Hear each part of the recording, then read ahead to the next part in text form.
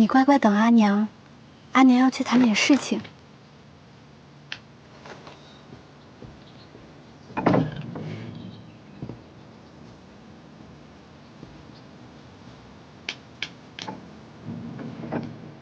子曰：“道千乘之国，敬事而信，节用而爱人。”蓝大人何时启程600两，每耽搁一会儿，便多一份风险。原来我和蓝大人早就认识，原来一切都是因此而起。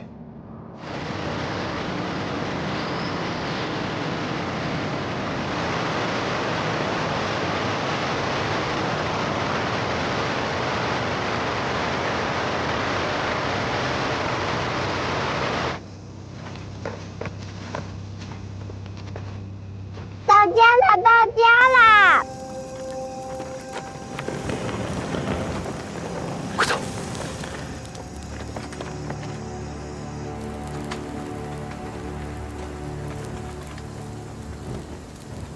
是玄机，他来干什么？一定是跟着我们来的。但是此事我只密报了太后，她怎么会知道？下面就看你们2个人的本事了。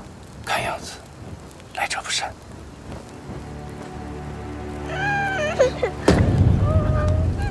在那儿，你回去报信，我去拦住他们。可是大人，快跑！快走！蓝大人，快跑！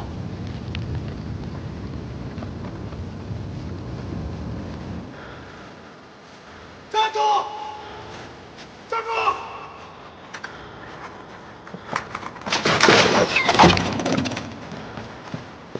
站住！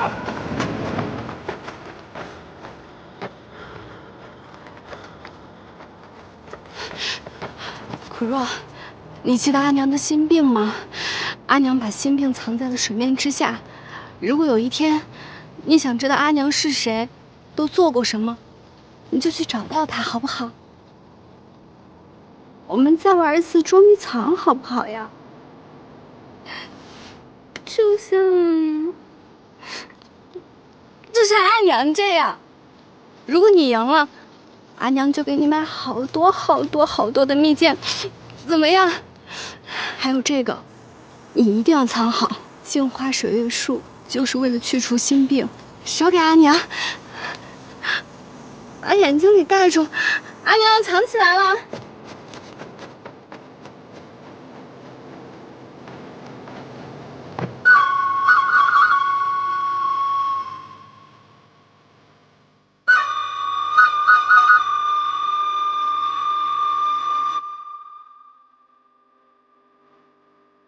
别跑！站住！别跑！别跑了！去！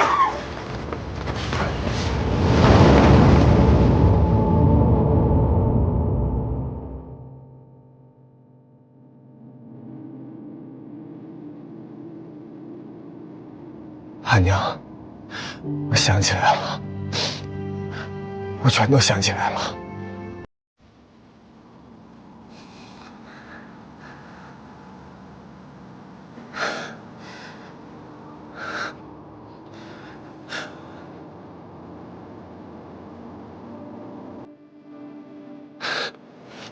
阿娘不要我了，阿娘不要我了，阿娘不要我了，阿娘不要我了。阿娘要你，阿娘要你，阿娘没有抛弃我们，阿娘爱我们，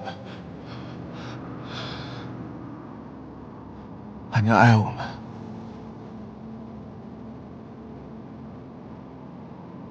张平，张平，张平，张平，醒醒！张平，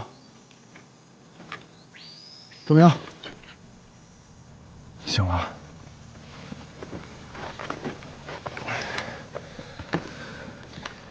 没事吧？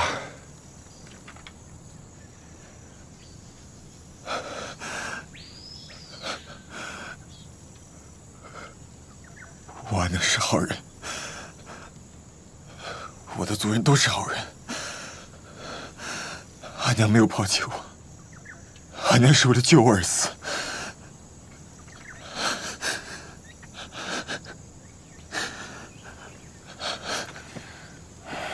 好了，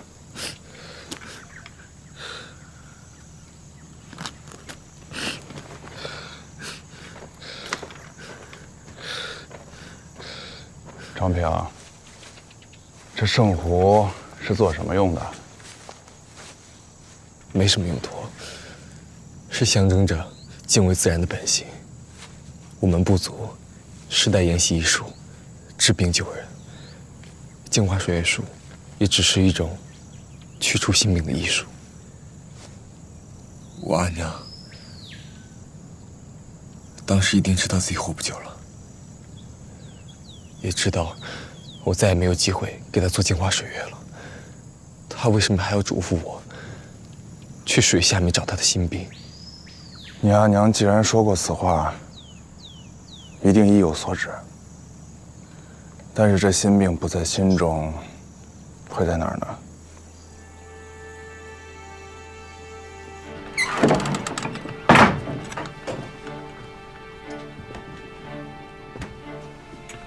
淑林当年也在此处落脚，我却从未对他有过戒心。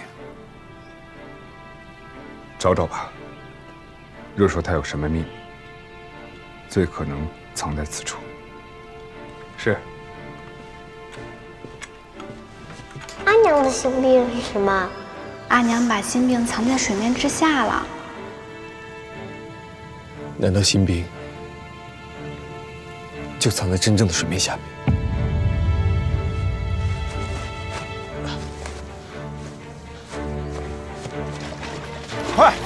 快给张平帮忙！是。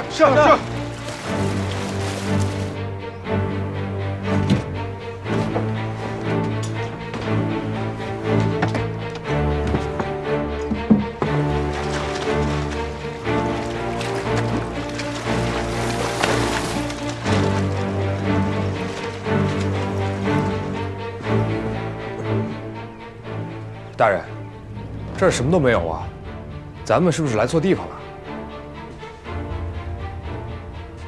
张平，你是不是理解错了？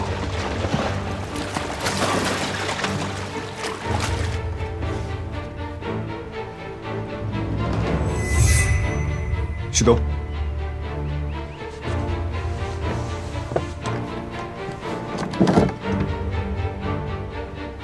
这好像有东西，拿来。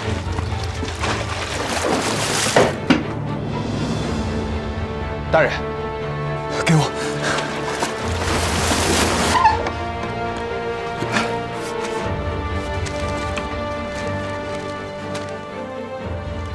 玉蝶，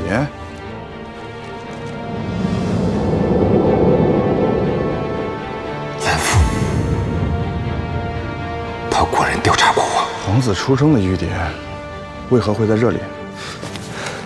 庆丰15年，难道玉蝶上的皇子就是？当今圣上，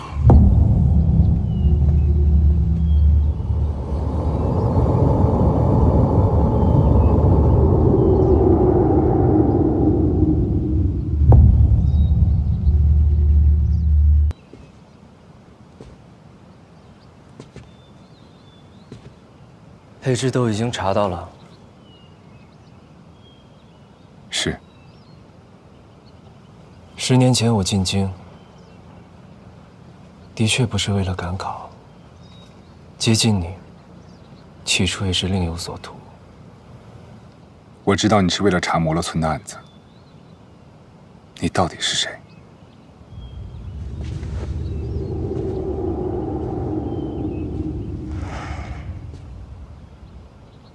？10年了，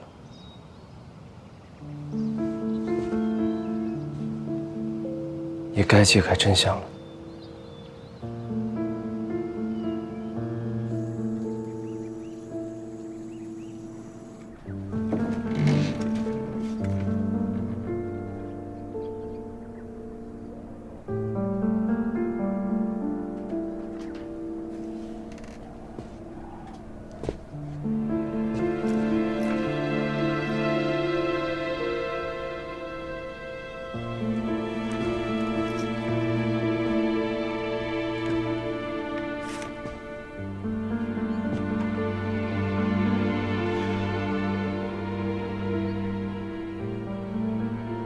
这就是我家。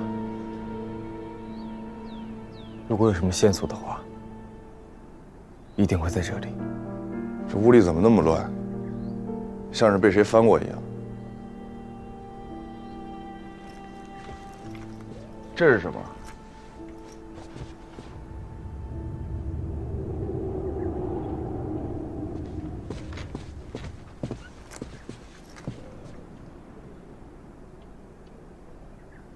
这是我阿娘给我量的身高。怎么还记2个？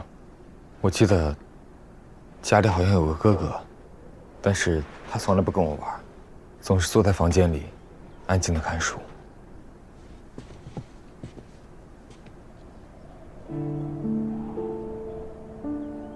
这是我的小名，苦若，在族语里是小狗的意思。可是它为什么叫小龙呢？小龙，什么意思？这是我们摩罗村的习惯，村子里所有的小孩都叫小猫、小狗之类的，这样子的话好养活。可是小龙到底是什么意思？30年前，太后用回声阵调包皇子。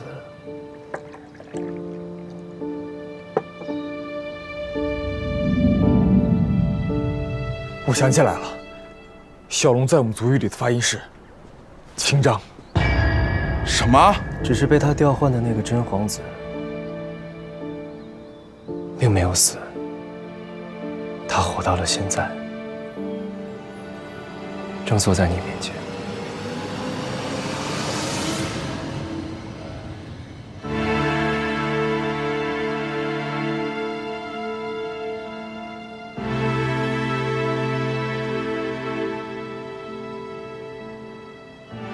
此事还要从张平说起。彼时张平的阿娘因会镜花水月术，被玄机从摩洛村强行调至周景科，成了明周今生。阿娘有写手札的习惯，说不定会记下什么。好像藏在这里。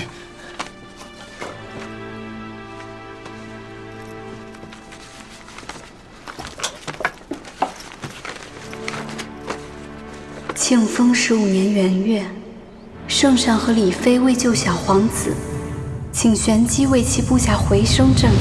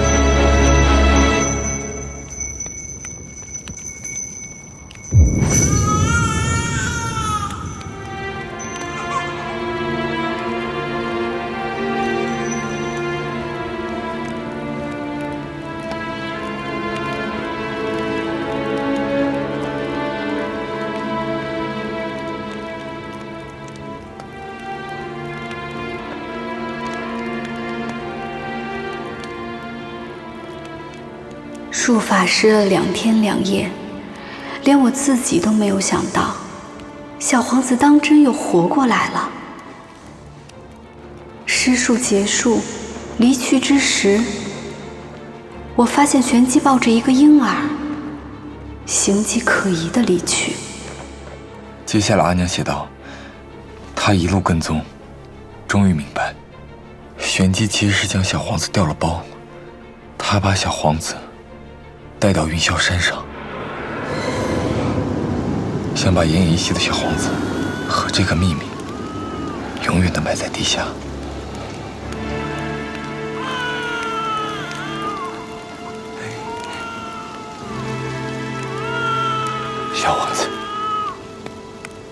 你别怪我呀。或许真的是真龙显灵，上天必有。就在玄机要掩埋小皇子前，瞬间电闪雷鸣，狂风大作，玄机心虚逃窜了。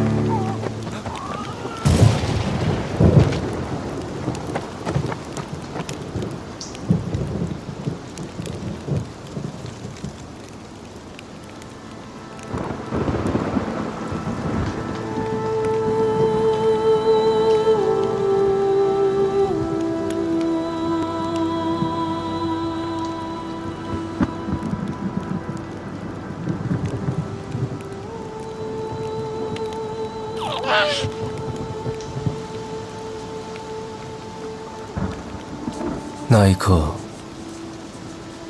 张平的阿娘只觉得我是个无辜的孩童。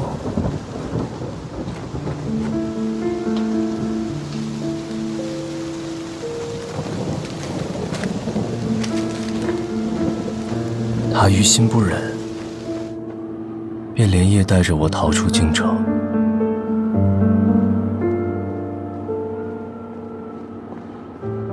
赶往远在南方秘境中的摩洛村。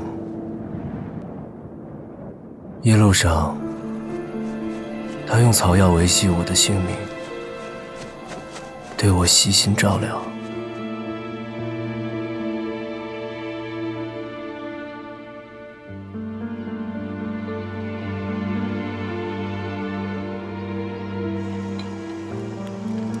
回到村中，又经族长治疗。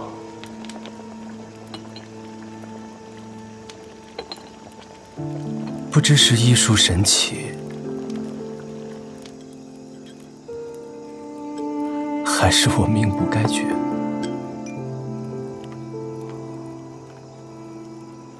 我的病情奇迹般的被治好了。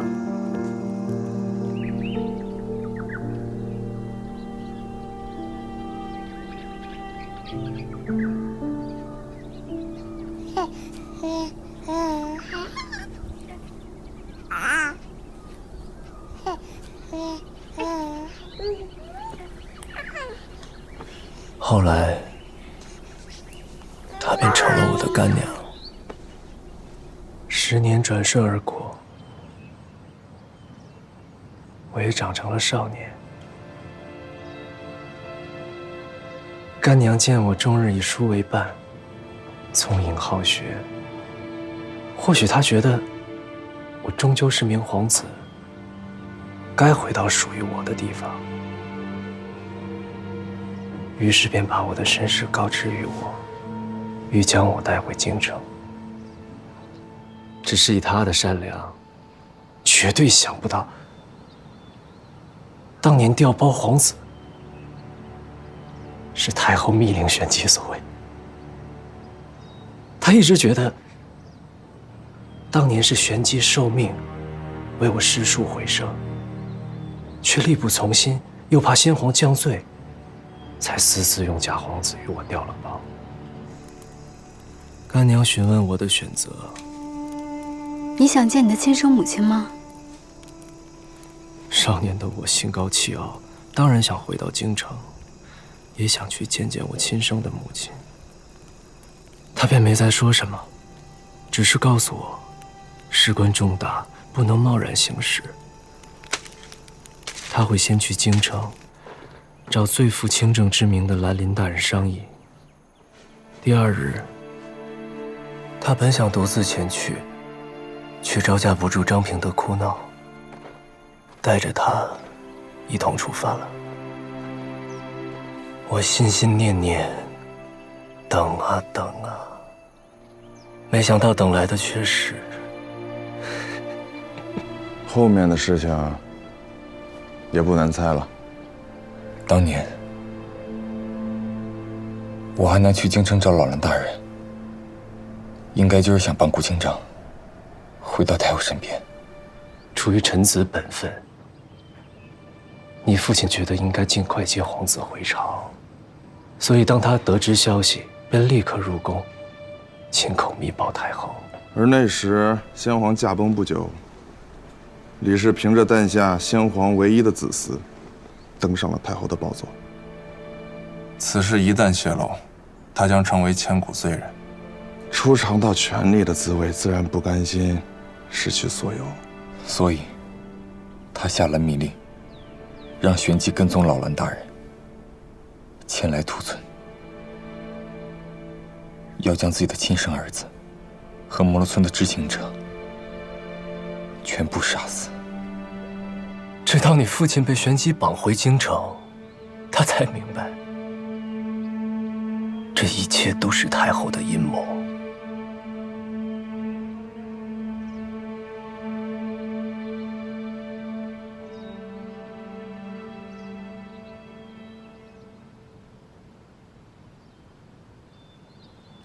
我父亲满清忠正，竟被太后如此利用。不止如此，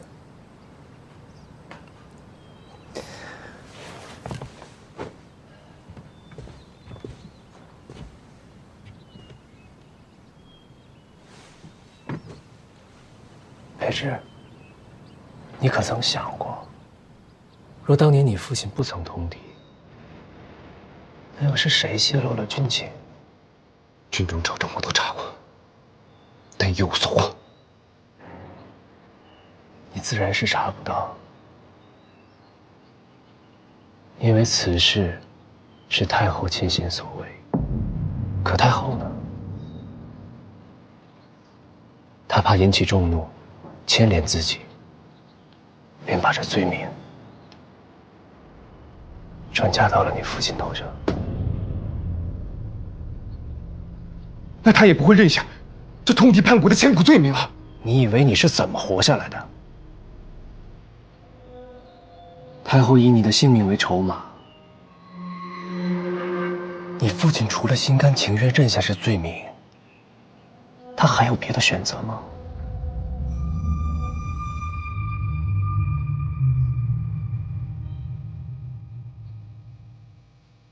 我来府85口人，摩勒村全族，周景科的知情者。他残害了这么多条心，却只是为了满足他的贪婪与权欲。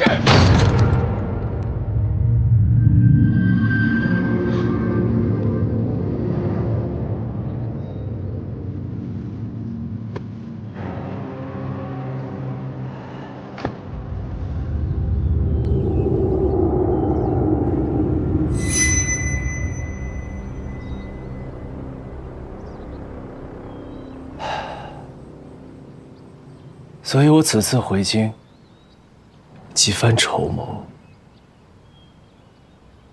就是为了要向太后复仇。书林，你可有计划？在千秋一大典上，泄露太后罪行，让她在权力之巅瞬间跌落。当年他为了权力牺牲了我倒要让他看看，他最在意的东西，于我而言不过是个玩物，你随意戏弄。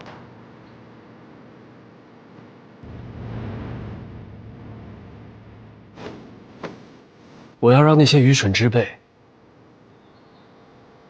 为了这虚妄的权利争个头破血流，你死我活。届时一定会天下大乱，什么权利，什么地位，一切都会幻灭。这场戏不好看吗？我不仅要看，我还要邀他一起看。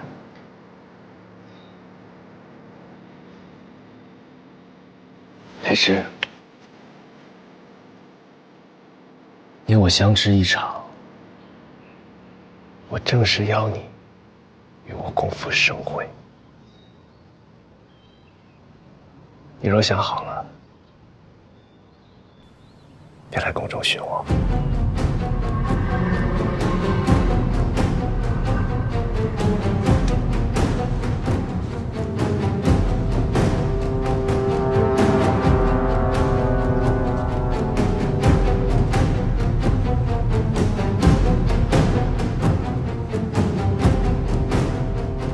镜湖先生已是过去，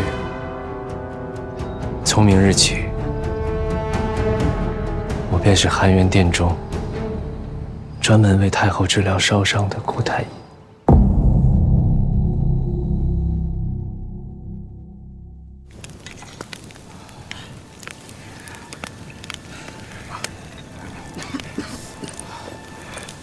得亏你找到族中的药方，治这胀气还真管用。啊，这下南征军有救了。族中的药方都是用族语写的，我把军中用的上的都抄了一份。单人兵拿走吧。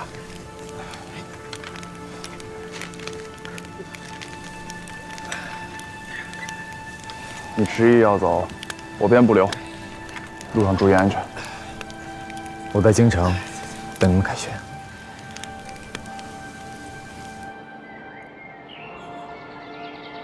张平，你回京后如何打算？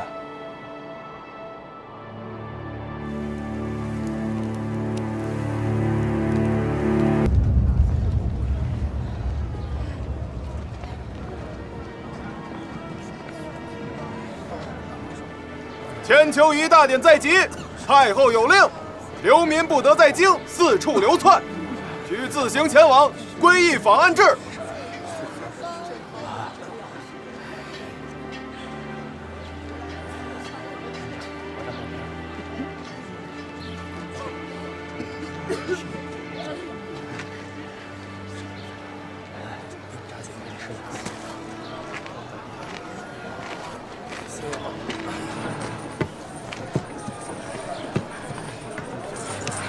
老伯，拿去吃吧。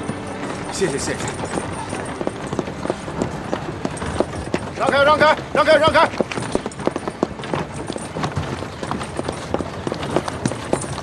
开！前面全部让开！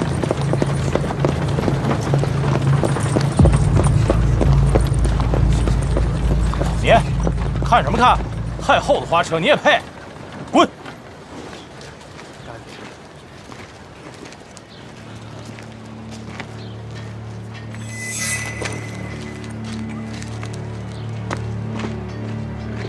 是张平，追！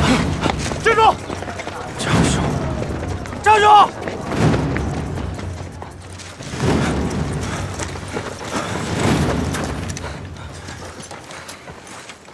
有没有看见一个满脸黑泥的流民从这儿跑了过去？没有。那你在这做什么？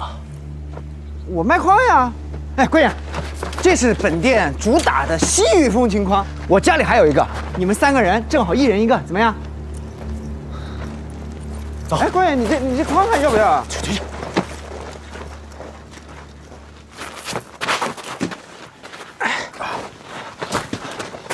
陈兄，这通缉令还在，你怎么这个时候回来了？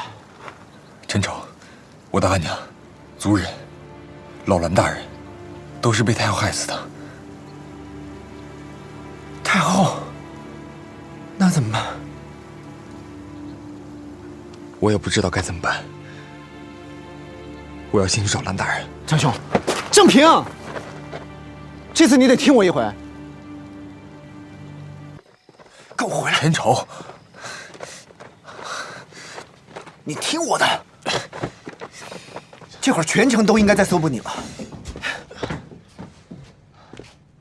你先在家好好待着，城门一开，我就想办法送你出去，再也别回来了。陈丑必须去。你说的道理我都懂，但对我来说，最重要就是你活下来。你今天要是想出去，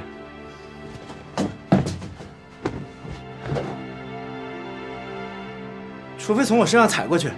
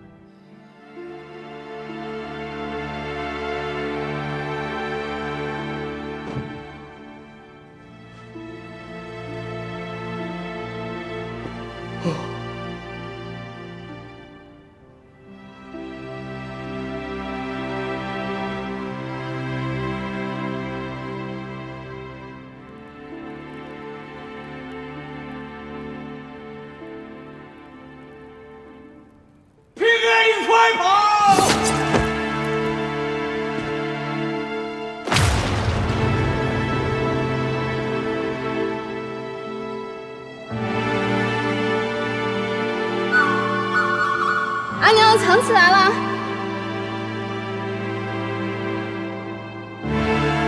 站住！这该死的世道，善良的人总是不得好报。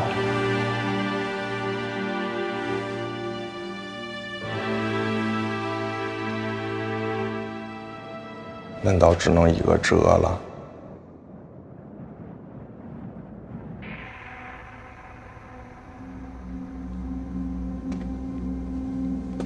你到底还是来了。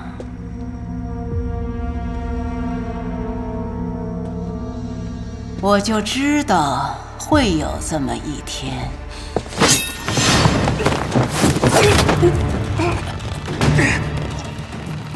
杀了我，这天下就乱了，你敢吗？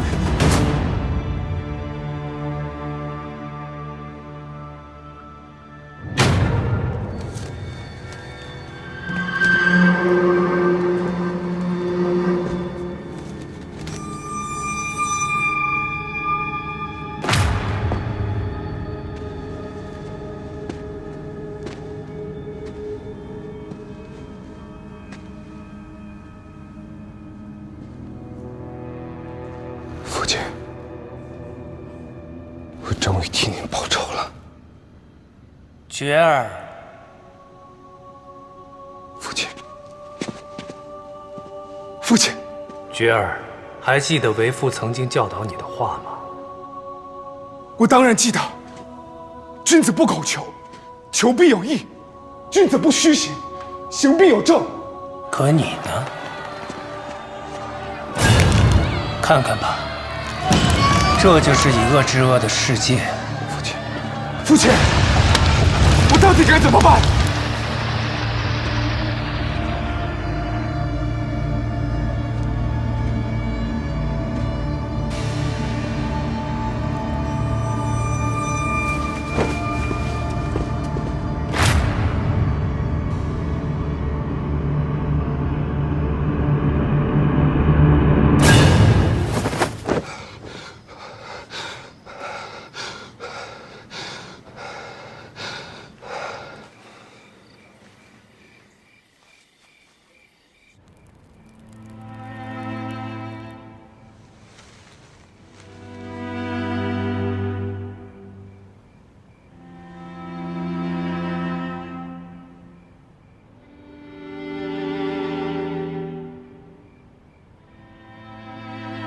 明天就要去京城，帮清长办事了。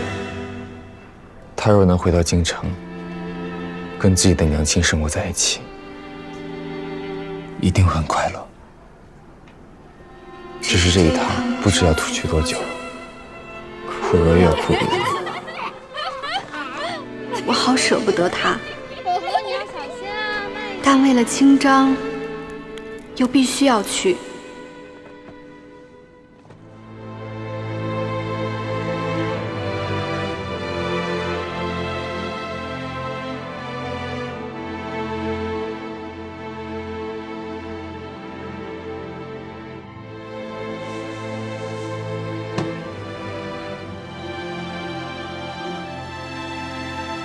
君子不苟求，求必有益，君子不虚行，行必有正。你居然敢忘了？为父教的你能忘吗？我儿懂事了。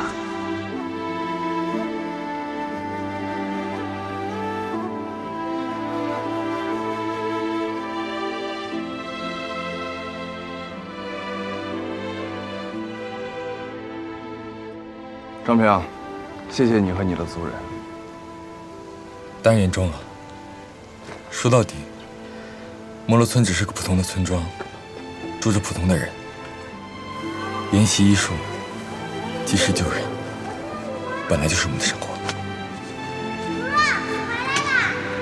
你好，回家了。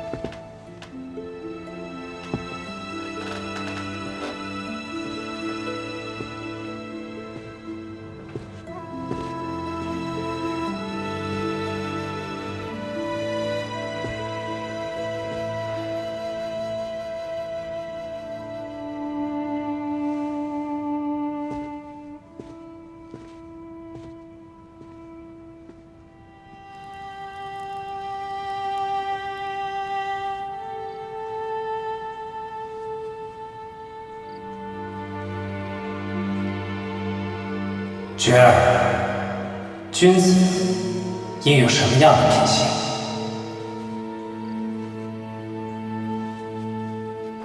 见过这个通缉犯没？没有。去。你呢？没见过。好，看清楚点。去会议房，都看着吧。好着点。给蓝大人。大人，刚才是张平递了张字条给我。明日午时，归义坊内，盼与大人一会。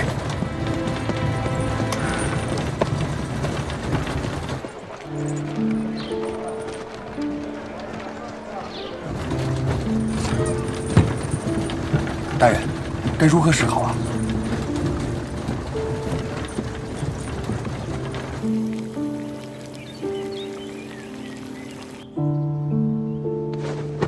站住！站住！站住！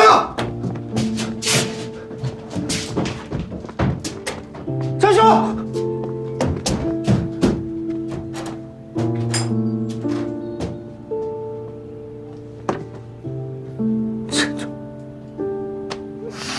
你可真没用！睡什么睡啊？现在怎么办？怎么办？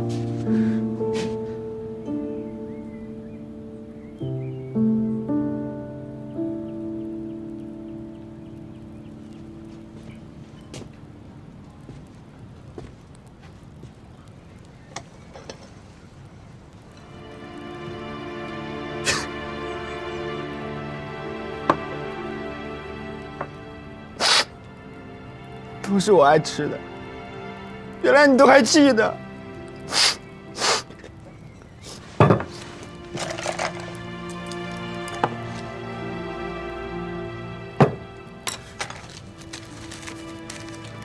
陈超，我知道你是为我好，但是有些事情我不得不做。你说过，你好不容易才交到我这个朋友，我又何尝不是？我知道，一直以来都是你在照顾我，我为你做的很少，这些吃食就当是一份报答吧。此去若真无再见之日，望君多加餐饭，真好吃，务必珍重。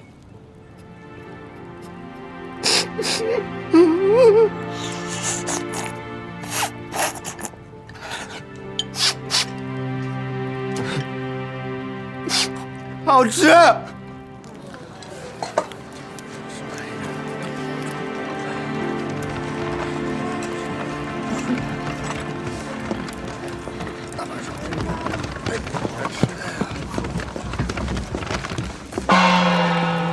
千秋一庆典，普天同庆，礼部发喜钱了，人人都有份啊！来，都排好队啊！别动了啊！都没长耳朵是吧？再挤就吃鞭子了。这不会是瘟疫吧？会传染的，大家不要慌，不一定是瘟疫。快去请个郎中。是。可有人愿意搭把手，将此人抬到个僻静的地方安置？我来。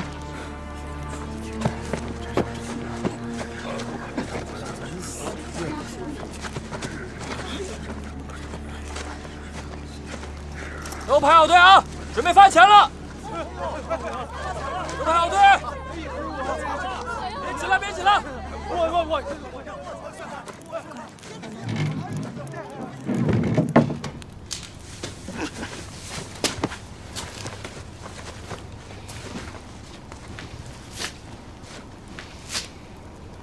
范大人，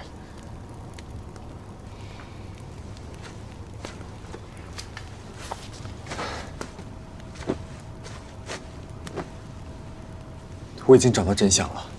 顾庆章竟然是真正的皇子，30年前在回声镇上被调包了。我知道，他已经亲口和我说了，还承认自己就是镜湖先生他怎么又承认了？如今，他已经是宫内的太医，计划在千秋仪的大典上让天下大乱，还邀我一同向太后复仇。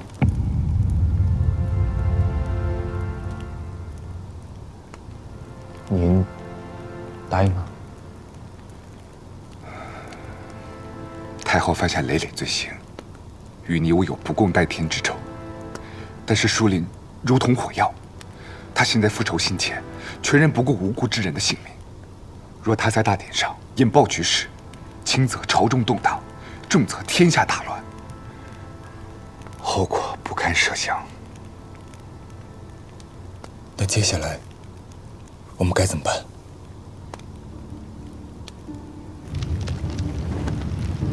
千秋一役竣工，洛城大典即将举行。此番太后大兴土木，用上万株名贵椰油檀把宫里装扮起来，还请了各路藩王、外国使节，意图在大典上彰显自己权倾天下的地位。怪不得，我看到的应该是运花的车队。让开！你们都让开！你看什么看？太后的花车你也配？滚！舒林只说了要在千秋仪大典上作乱，让天下大乱，一切幻灭。在千秋仪大典上揭露太后罪行，让她在权力之巅瞬间跌落。但他并不信任我，所以具体计划只字未提。他筹谋多年，只待此刻让太后在权力巅峰跌落，一定是做好了充足准备。即便我们将他控制，也不一定能阻止他的计划。此刻只有一条路可走，入汉元典，将此事原本告诉太后，让她取消大典，阻止顾清章的行动。不过，太后得知一切之后，必定会杀了你我灭口，继续掩盖罪行。可如果那样的话，您的父亲，还有我的族人，就再也没有机会洗清冤屈了。两害相权取其轻，我们只能先解决火药，稳定住局面。倘若你我有幸能活到圣上归来，再想办法惩治太后吧。给我仔细的搜！有官兵来了。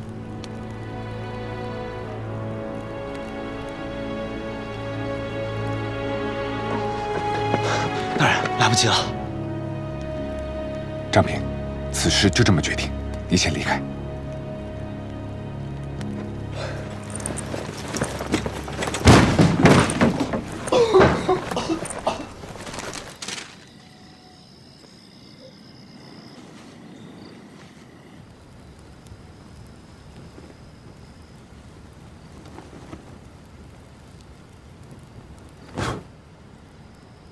父亲，我终于知道该怎么做了。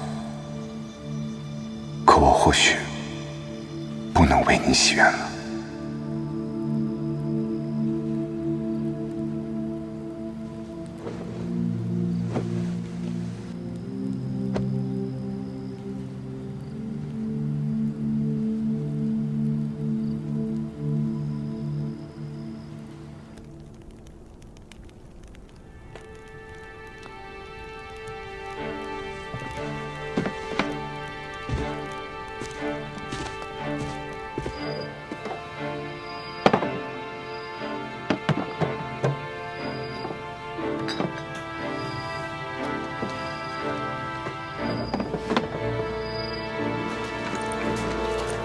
来，我看一下，拿的什么？太后自烧伤后便不再见人，过去吧。每日只有梳理，能入殿上药。来吧。那我在上药时间，假借顾太医徒弟的名义，混进汉元殿去找太后。走看看。我想办法去拖住舒理，并且打探他的计划。顾太医，申时将至，该去给太后上药啊。自太后被烧伤之后，便疑神疑鬼，不仅加强了身边的守卫，就连应喜公公都被他怀疑，调离了汉元殿。我派人潜入太医署，拿一份舒林给太后配的烧伤药，有此为证，或可让守卫信你所言。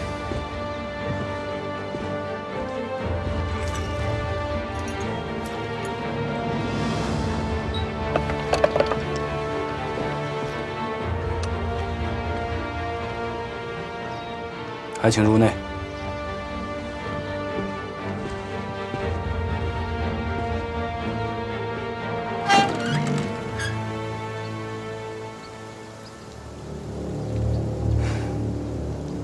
树林，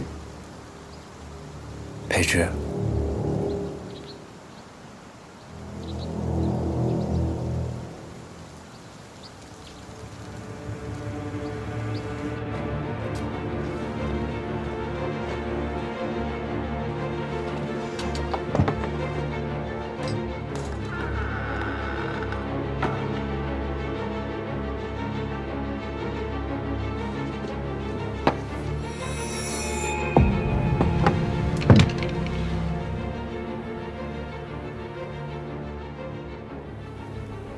你不是顾太医，你是谁？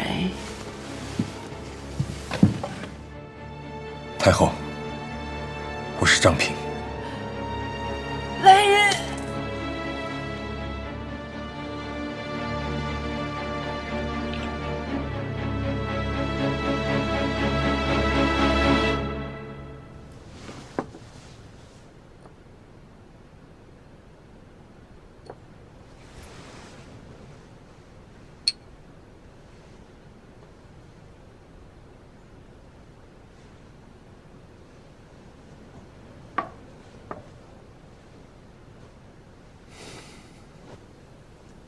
你我因书画结缘，引为知己。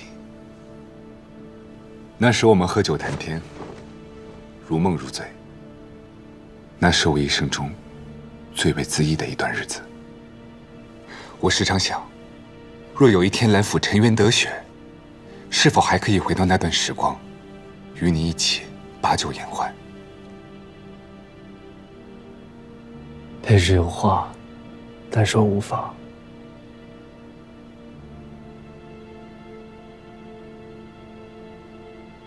有一件事情我一直想知道，10年前，你是否真的替我喝下了那杯毒酒？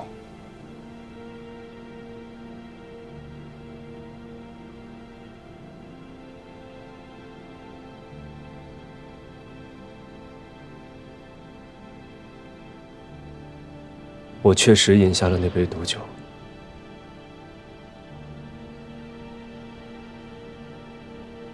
当时我也才刚刚得知，欲要对我斩草除根之人，竟是我亲生母亲。所以那时我也万念俱灰，了无生趣。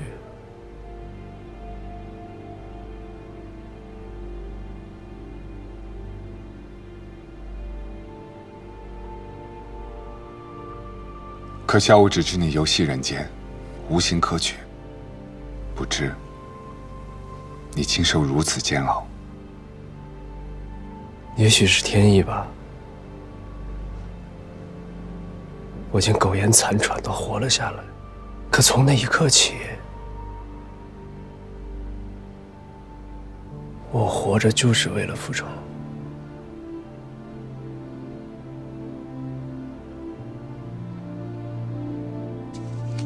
顾清章，就是当年你欲杀死的亲生儿子，但他并没有死，他现在正潜伏在你身边，等着向你复仇。顾太医，身世已过，您怎么还不去给太后上药啊？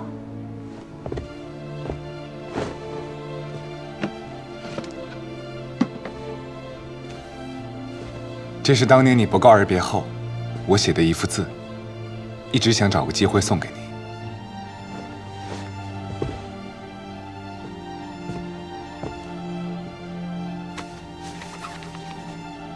死别已吞声，生别长恻恻。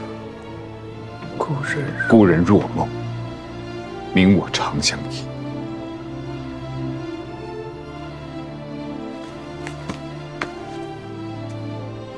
书里，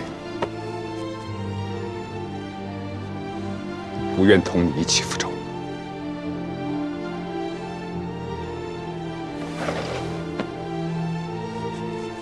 裴之，你放心，待千秋一大典过后，你父亲定会沉冤得雪。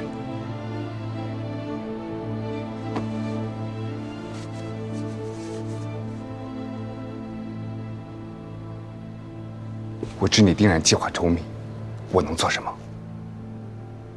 顾太医，有个人自称是你徒弟，进了含元殿。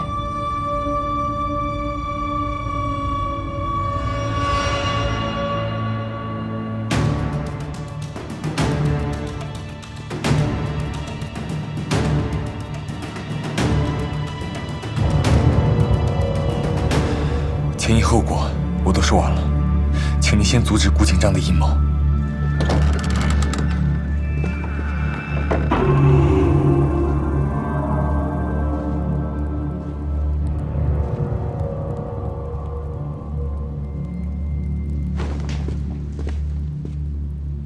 苦若，你回来了。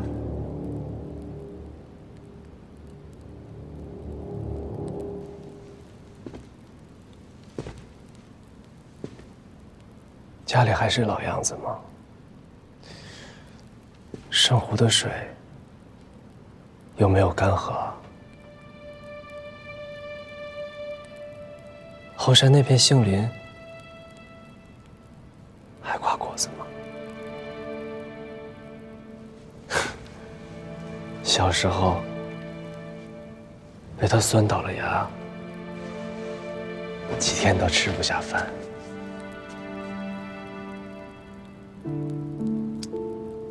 桌子上还有圣术师做的书签吧？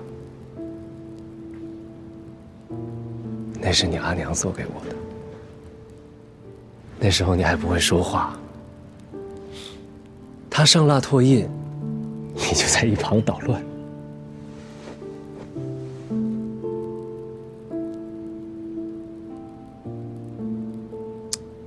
那套书签我没有带走。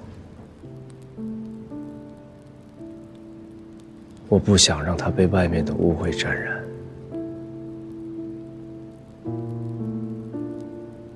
那里还保持着和从前一样。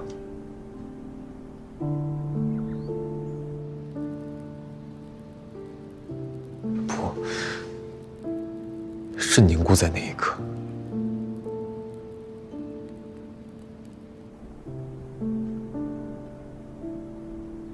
所有的族人都不见了，这一切都是因为太后，因为她贪恋权力，不惜杀死至亲骨肉，覆灭世外桃源。如今，我要让她苦心经营的一切，在她面前分崩离析。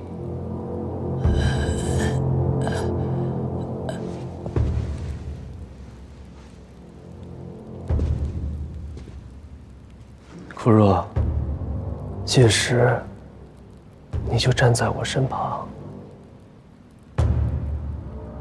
我们并肩看着这个始作俑者接受最严厉的惩罚。不，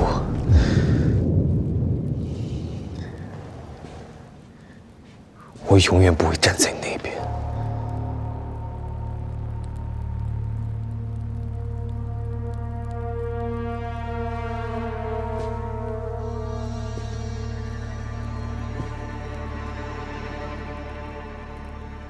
你是不想为阿娘和族人复仇？你知不知道，那样只会造成更多的苦难。苦难？你有那样的好阿娘，你又遇到了那样的好师傅，你无忧无虑了好些年，你知道什么是苦难？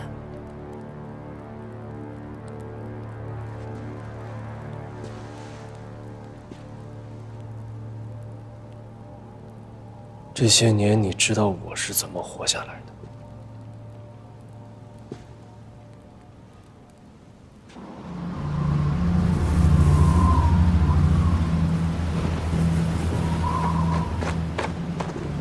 我喜好在圣湖后面的山头看书。那日看得疲乏，在山上睡着了，突然被一声巨响惊醒，见一片血雾弥漫在村子上空。我心生疑惑，急忙赶回村庄，见到的竟是所有村民挺身而亡的惨状。大人，在这边。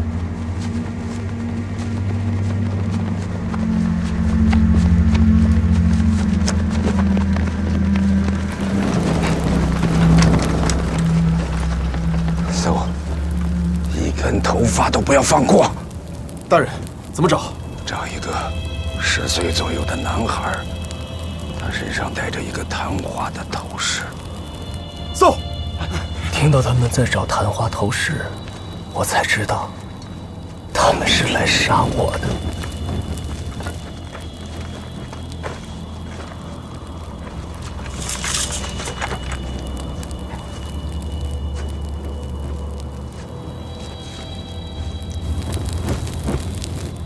幸好我身上带着族中的哨子，我使劲吹响哨子，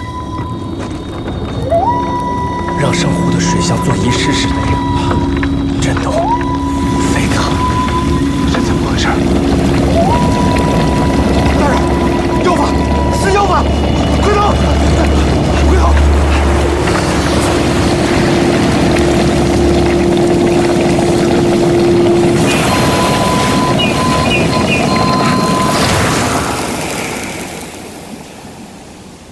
我设计暂时吓走了他们，又怕他们找不到我尸体不肯善罢甘休，只好偷偷回到村里，将昙花头饰藏在一个死去同龄少年的身上，自己苟且偷生。这10年间，我历遍艰难险阻，受尽白眼嘲讽。我不惜一切代价地回到京城，却发现要我死的竟是我的亲生母亲。你说，他要我来到这个世上，为何又要亲手将我送入那无间地狱呢？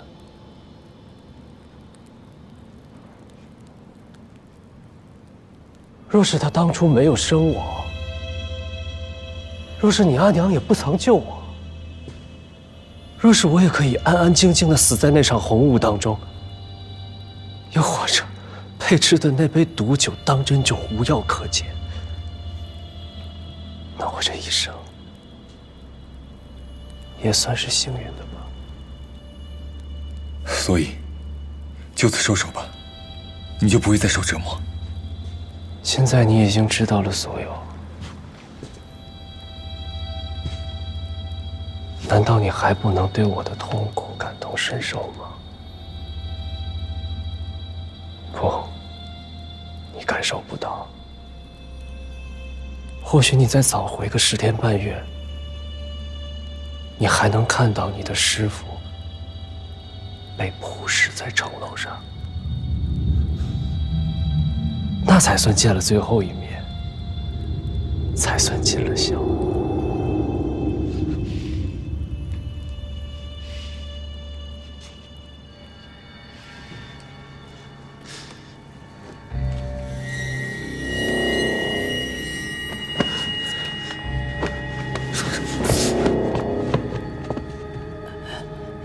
杀了他，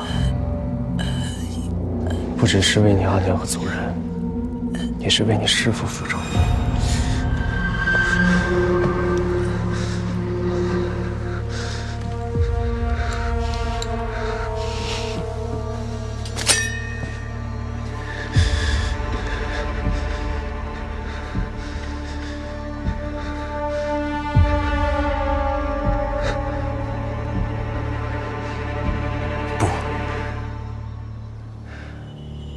我能感受到你的痛苦、恨，但是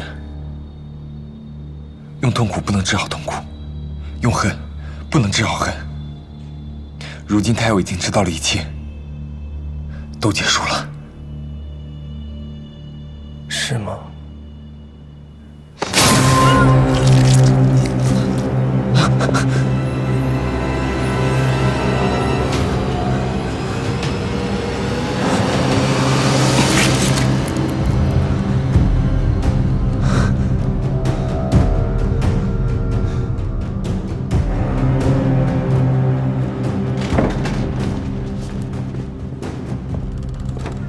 不是让你们好好照顾蓝大人吗？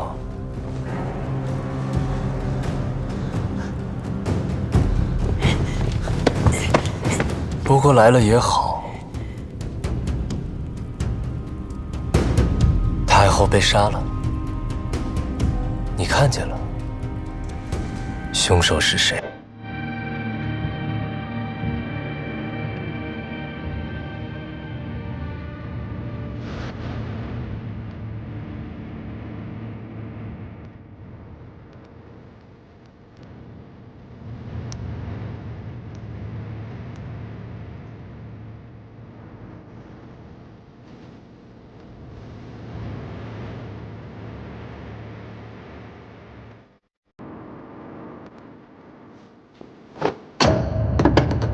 蓝大人，来人呐！张平刺杀太后，将他拿下！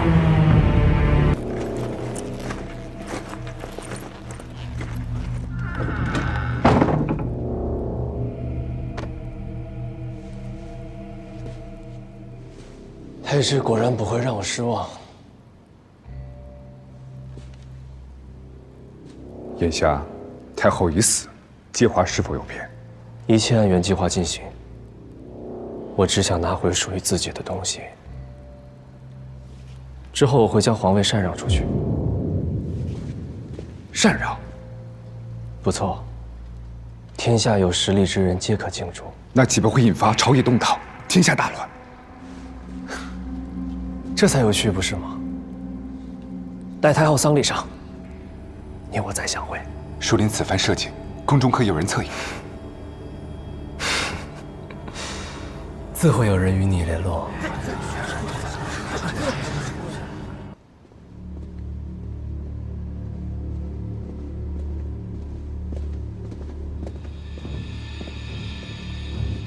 柳太傅，这便是殿内供奉的地心雨蝶。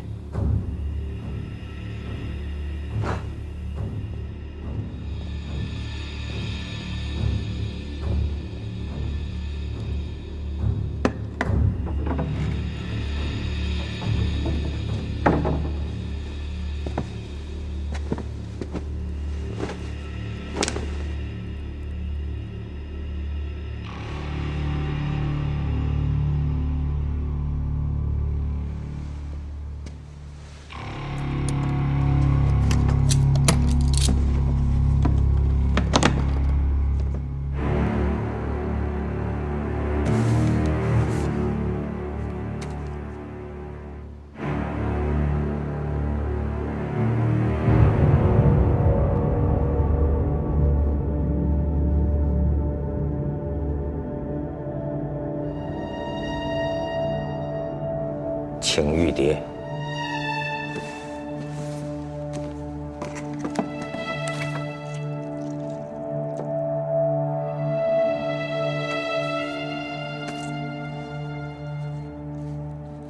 皇子玉蝶已成，可保百年不紊，宗庙福寿绵延。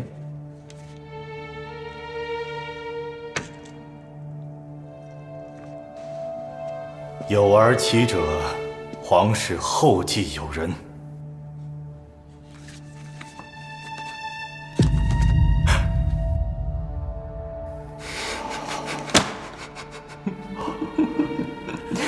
可笑了！柳太傅毕生致力于匡扶圣上亲政，维护皇室正统，没想到扶的却是个假圣上。此刻真龙现世，太傅要如何选择呢？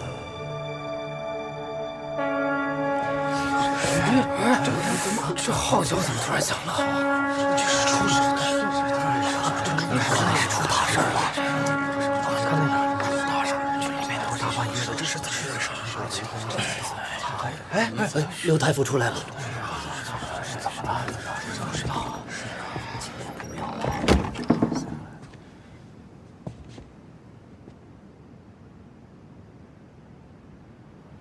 太后伤势恶化，突然驾崩。这太后的伤势不是慢慢好转了吗？是啊，怎么说驾崩就驾崩了呀？圣上还在和南东交战，这可怎么办呢？太后扶持社稷，劳苦功高，如今溘然长逝，圣上又远在边关，唯有依靠众臣之力，为太后治丧。时下举国皆知的千秋仪落成在即，老夫提议，将千秋仪的大典和丧礼同办，以彰显太后的功德，告慰其在天之灵。时间还是原定举办千秋仪大典的时间，也就是明夜子时，可有异议？那便这么定了。太傅，葬礼与千秋仪大典同办，不合规矩呀。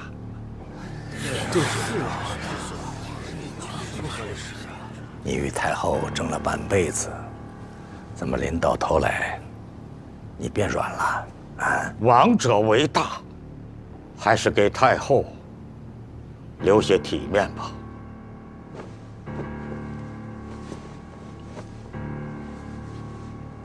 就依太傅所言。这也太突然了，这明夜就办也太仓促了些吧？蓝侍郎，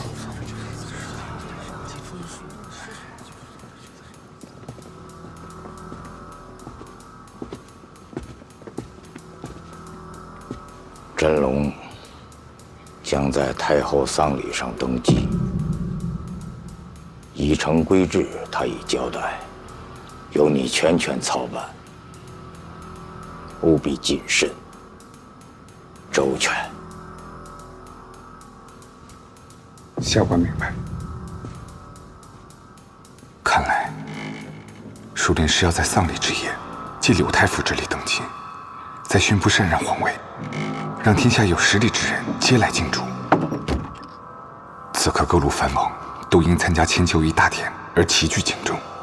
我朝军队又远在南京献御战事，京城守备空虚，藩王们一旦因争夺皇位而打起仗来，将至天下生灵涂炭。必须阻止淑麟登基。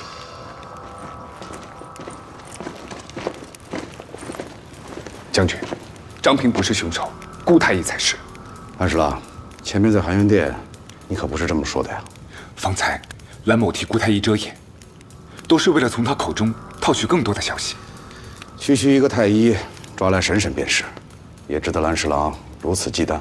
将军有所不知，这顾太医便是镜湖先生。他祸乱大雍，绑架火烧太后，又假借治伤之名混入宫中，潜伏在太后身边数月之久，还蛊惑太后，疏远了曹将军你和应熙公公这样跟随太后多年的亲信，为的就是控制局面，借势扰乱千秋仪大典，制造更大的动乱。蓝某和张平此番进宫，就是想找太后阻止顾清章，怎料他突然行刺太后。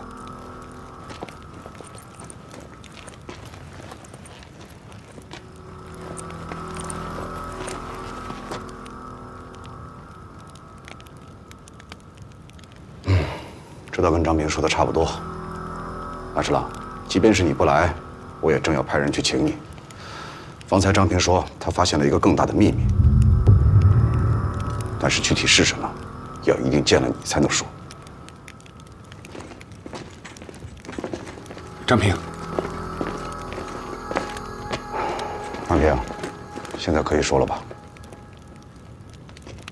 蓝大人，你觉不觉得，今日顾清章突然将太后杀死，实在反常。按照顾清章的一贯作风，是不会将目标直接杀死，而是设计折磨、戏耍。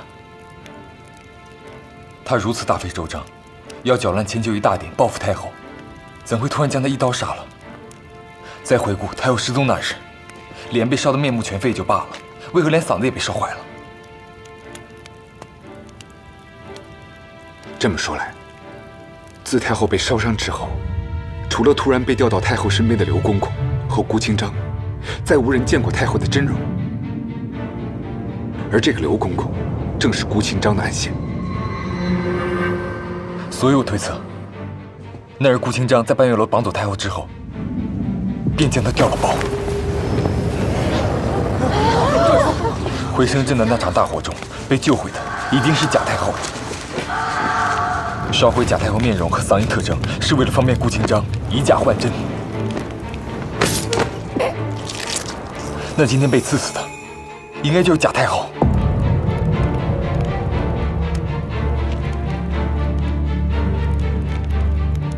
我回想起，舒林曾说过，届时一定会天下大乱，什么权力地位，一切都会幻灭。这场戏不好看吗？我不仅要看，我还要邀他一起看。如果这是他的计划，此刻定不会让甄太后轻易死掉。这说明，甄太后很有可能还活着。没错。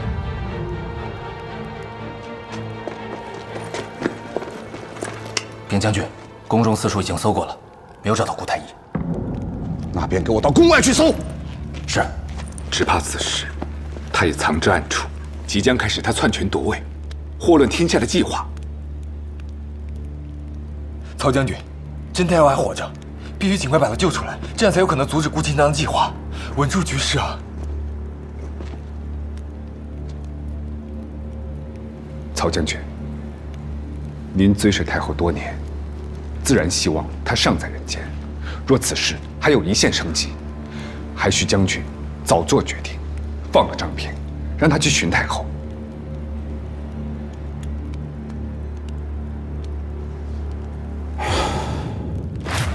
熊副将，你派人去含元殿附近搜查太后的踪迹。应熙公公侍奉太后多年，是最熟悉太后之人。倘若他能确认太后遗体是假，且熊副将有所发现，本官就信你。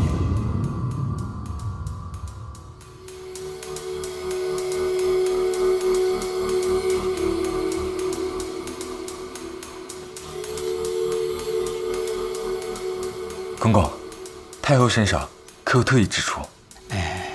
太后当年产后体虚，得过水泡疹，因为不想用药影响母乳，累积胎儿，便也没有传召太医。此事只有老奴知晓。完蛋！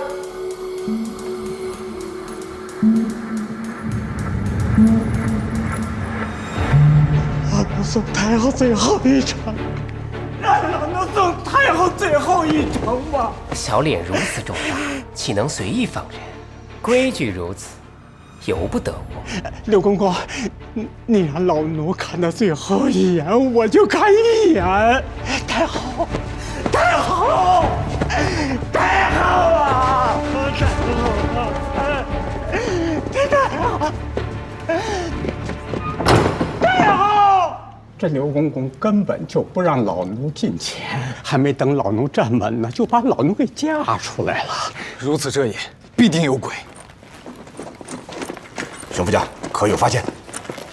将军，我已带人将昭德殿附近仔细搜过，但并无藏人迹象。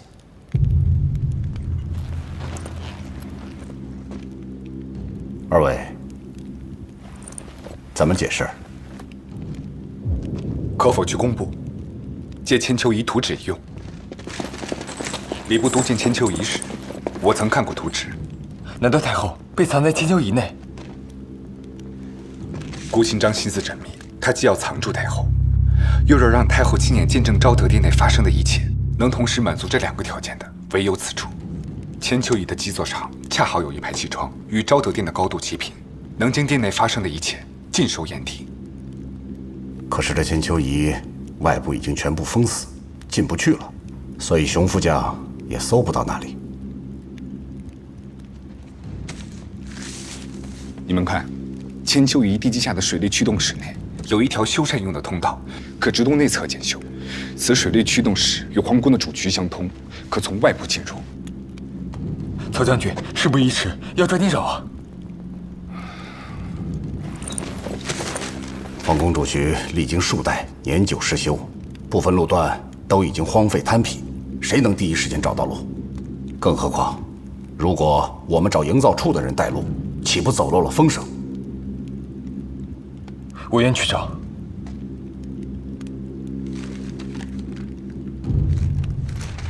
熊将军，你随张平去，本官等你们消息。是。来人！张平，我必须主持大丧，控制节奏。我会尽量为你争取时间。寻找太后的事儿不能相助，你千万小心。大人放心。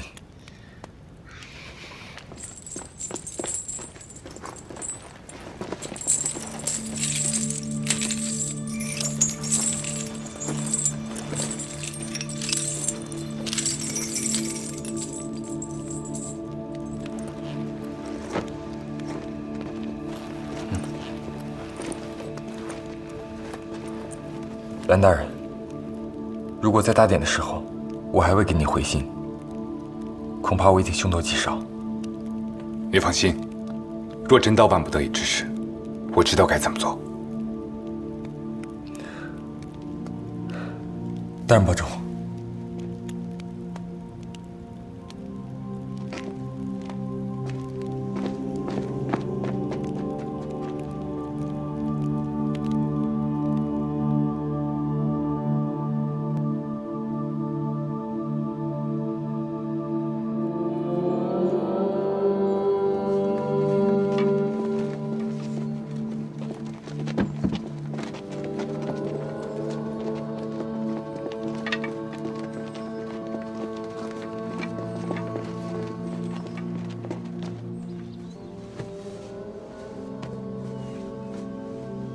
旭东，你跟了我几年了？9年了。 9年前我刚入仕途，前途未卜。那时属下还是个亡命之徒，见惯了这世上的险恶，早已心灰意冷。直到遇见您，蒙您不弃，让我随时左右，属下一直感激不尽。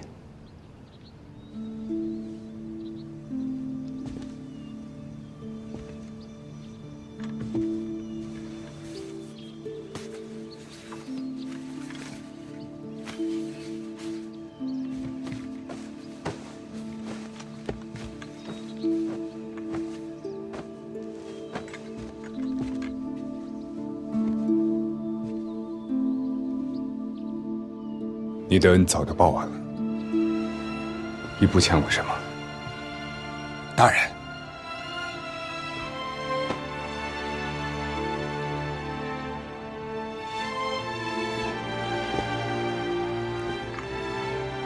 你去库房中把银子取出来，分给飞星和刘云，还有其他仆人吧。属下不愿意离开您。去吧。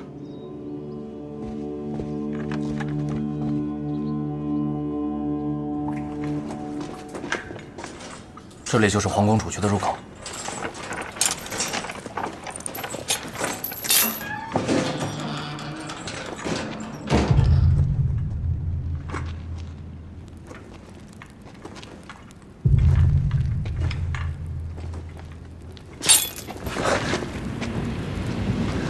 何人？陈丑，你怎么来了？我怎么就不能来了？这是蓝大人让我给你送来的。 拿着，东西给我送到了，你赶紧回去吧，别牵扯进来。我这人既然都来了，当然是要留下来保护你啊。蓝大人还让我告诉你，千秋仪子时揭幕，顾清章会在那之后登基，所以我们务必在子时之前找到太后。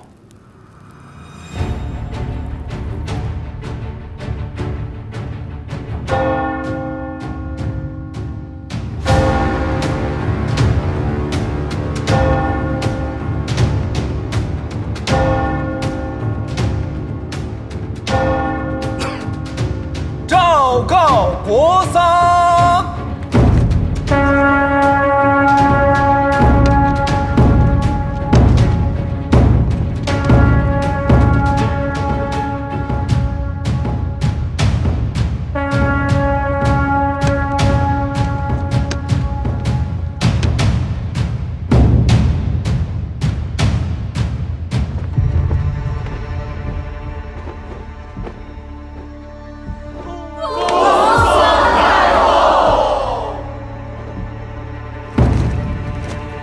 请太后常服。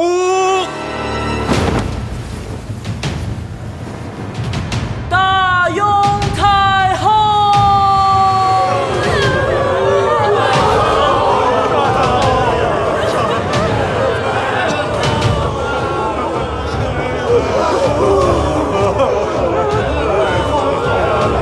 江兄，我怎么觉得这儿阴飕飕的呢？这风吹得我直发毛。你想多了，攻城暗渠历经数朝，很多地方都宁得失修，官风进来不足为奇。江兄，永宣念1年，岁次庚子3月，乙巳朔日庚申，懿德太后崩于含冤殿，玄彬于大内昭德殿内，因南境战事危急，今上远征在外，着众臣直通丧而怀旧，痛国母亦贤悲。臣兰爵奉诏，感献为曰：大元轻生，大方浑宁，日正阳德，月思殷旨。江兄，我们到底该走哪条路啊？这地下都分不清迁就营是哪个方向的了。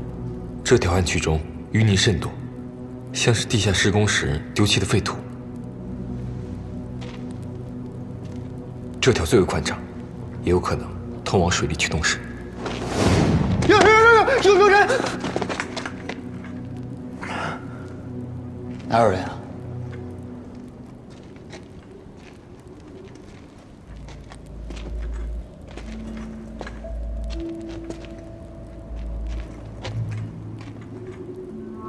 其他2条暗渠的蜘蛛网上都有灰尘，还有蚊虫的尸体。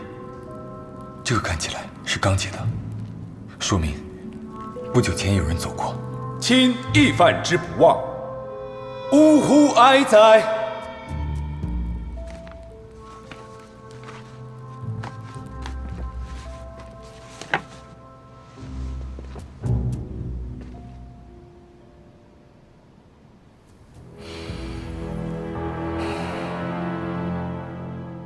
张平，你找到了吗？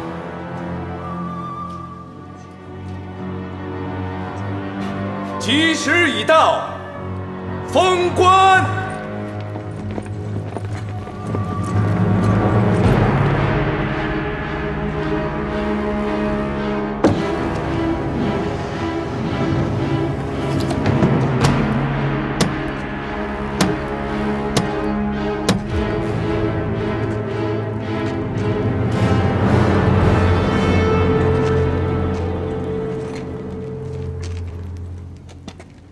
怎么了？有股香味儿。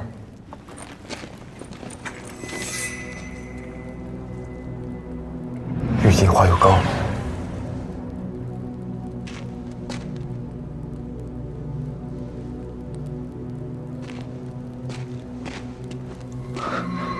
水银都是贾太后小脸用的。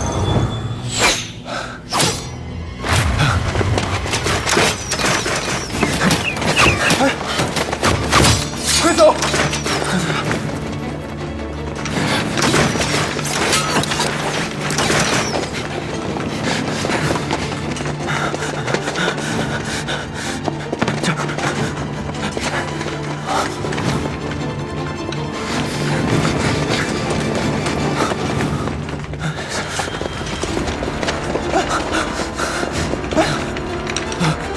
进这里啊！走。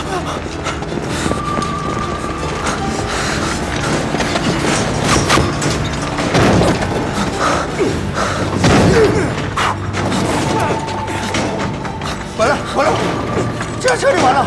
教授，咱不会死这儿吧？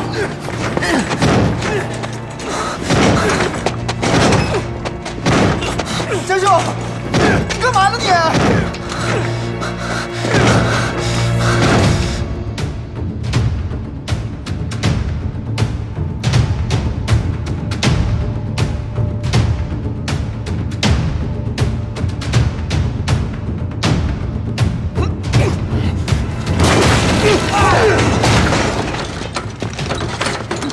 把他们带走。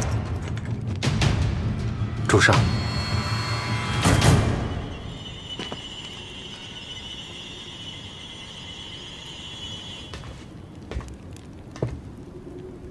你的确很聪明，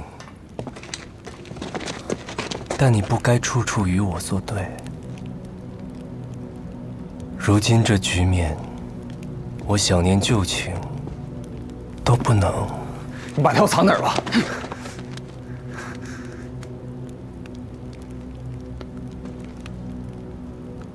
你猜错了，太后并不在这儿。今天，你们只能给她陪葬了。战兄，你再想想办法，我不想死在这儿。别管我们，快去通知曹廷去。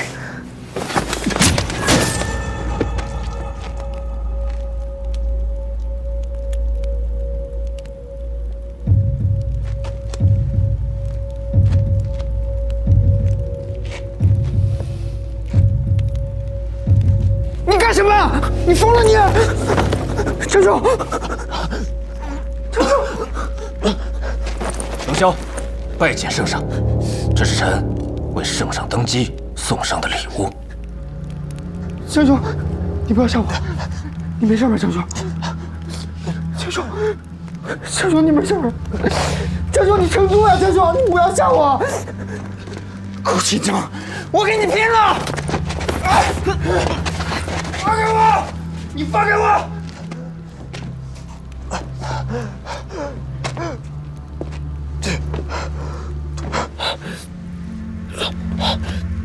苦荣，你看到了吗？这世道就是此般险恶。他为了苟且偷生，转头就可以背叛你。这样一些人，值得你拿命去救吗？就算重来10000次也值得。你厌恶的世道，也有我娘这样的人。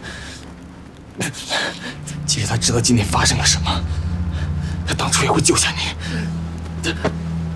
太后到底在哪儿？太后在一个更合适她的地方，正享受着这一切。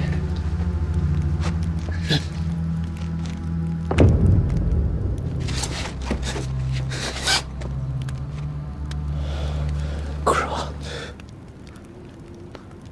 等下见到阿娘，待我告诉她，我很快就给她和她的族人报仇了。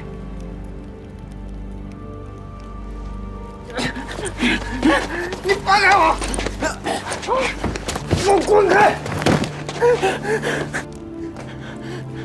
姓顾的，你个猪狗不如的混蛋！你有什么资格提张平的阿娘？他娘做鬼也不会放过你！你有本事把我杀了！你把我杀了呀！把我也杀了呀！慢，留他性命，为苦若收尸。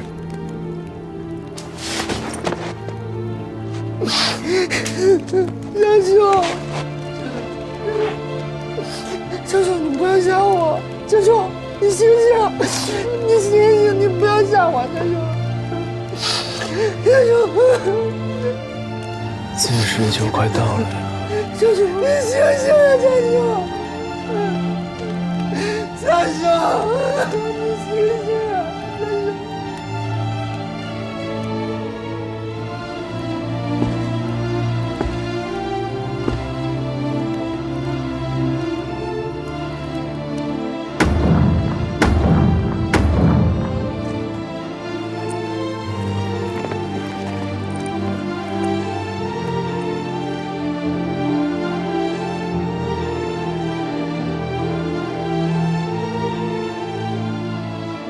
若大典时，我还未给您传信，必是凶多吉少。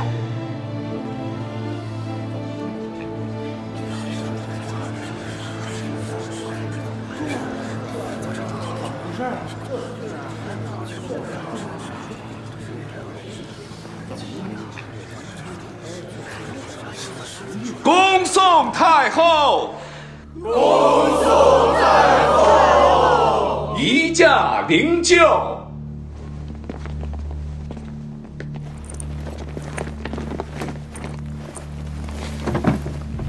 且慢！还有一至关重要之人未曾拜别太后，岂能抬棺？何人？自然是太后的亲生子，流落在外的真龙血脉。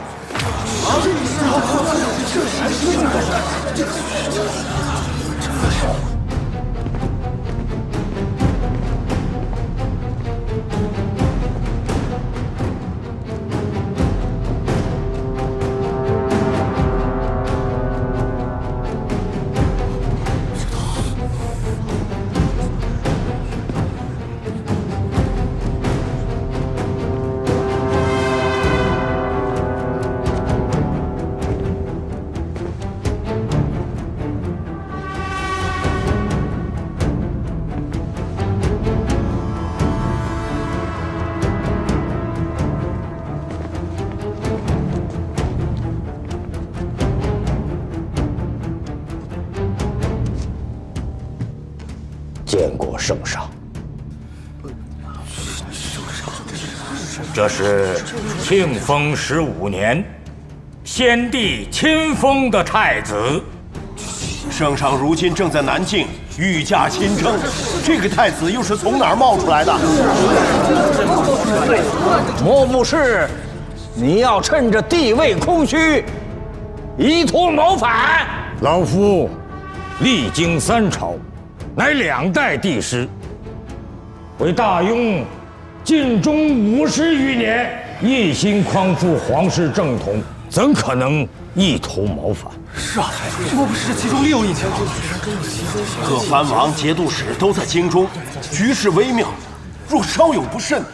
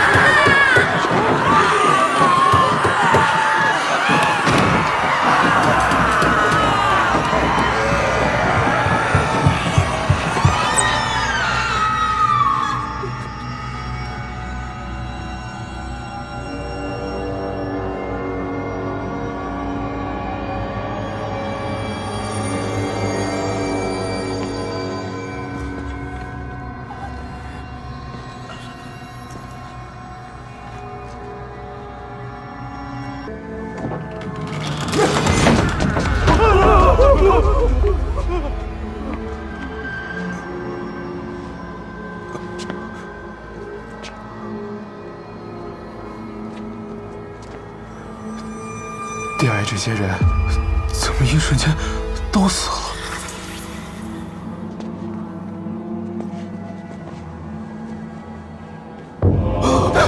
这太后诈尸了！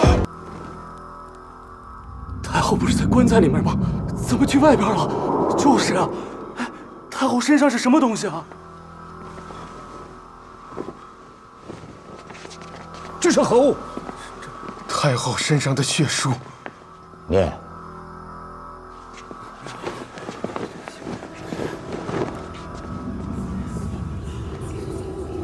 30年前，皇子病重，药石无医，太后假借回生阵法，以益民间男婴替之。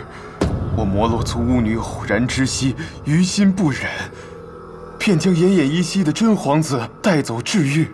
是书起出。这不可能啊！这是啊！继续念。20年前，巫女欲将皇子送还，与中书侍郎兰林商议。怎料太后听闻真皇子在世，唯恐事情败露，竟决意斩草除根，下令暗杀亲子。太后竟会做出此等事，并将我摩罗族人全族尽数诛杀，兼以叛国罪灭兰林满门。我摩罗族人20年来死不瞑目，冤魂盘桓于世，无法离去。天道昭彰，太后杀子灭族，罪孽深重，唯有曝尸荒地，不得善终，无族冤魂方可安息。太后杀死皇子，祸乱皇室血统。难道柳太傅刚才所讲都是真的？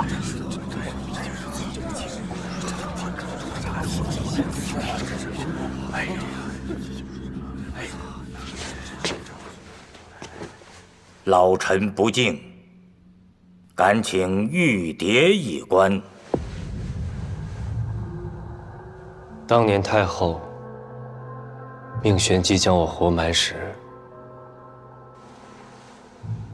也将这叶玉蝶一并交给了他，命他焚毁。却未料天降闪电，狂风呼奏，这玄机本就心中有鬼，见状更是不敢多留，就未等玉蝶点燃，落荒而逃。随后这玉蝶便落入我的养母之手，其上有我幼时掌纹和太后掌纹。诸位比对之后，便知真假。当年见过圣上玉蝶的，除却老夫之外，还与王太尉、窦尚书，请二位一验。请玉蝶。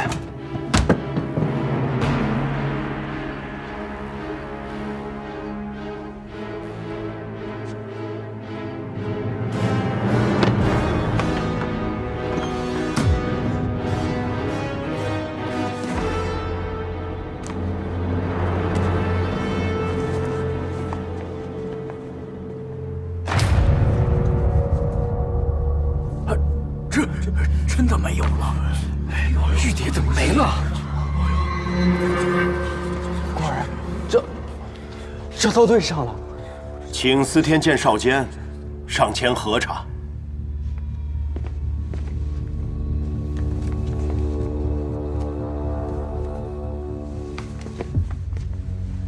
少监多年来为皇室卜卦测算，钻研了无数掌纹，想必能辨出真假。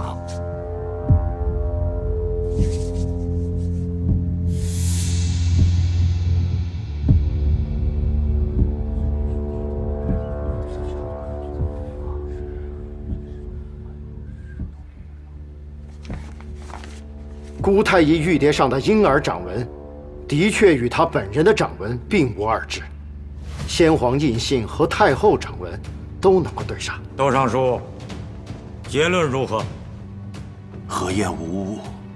既有玉蝶为证，主公当再无异议了吧？此事关乎皇室正统，老夫以为干系重大，还需从长计议。诸位选择投靠何方，又如何保证自己最后功成，而不是成为受倾轧的枯骨？我等理应顺应天意，不乱反正，拥护真龙归位。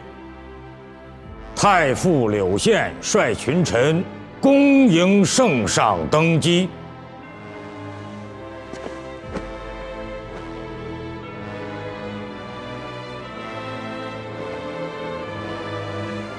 恭迎圣上登基！恭迎圣上登基！恭迎圣上登基！今日乃太后大丧，新皇登基，恐不合礼制。礼部侍郎何在？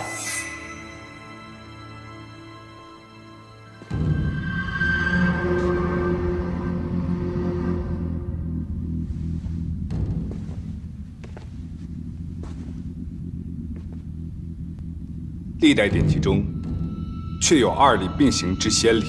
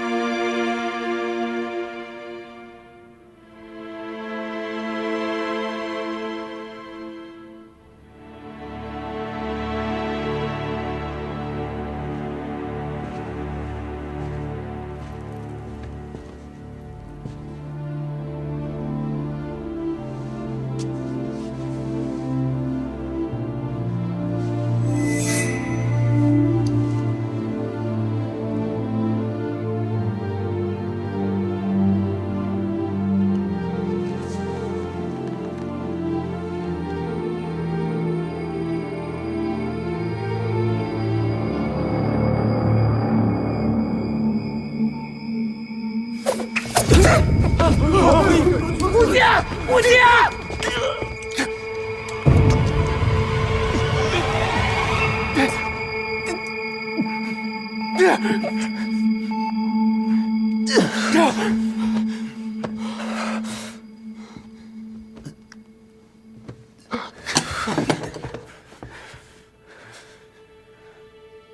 还是要杀我？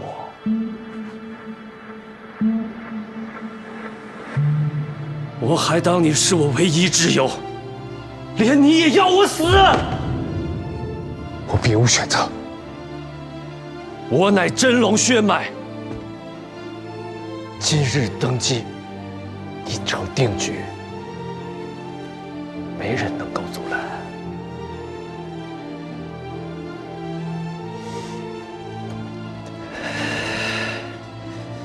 既如此，我就要你亲眼看着我坐上龙椅。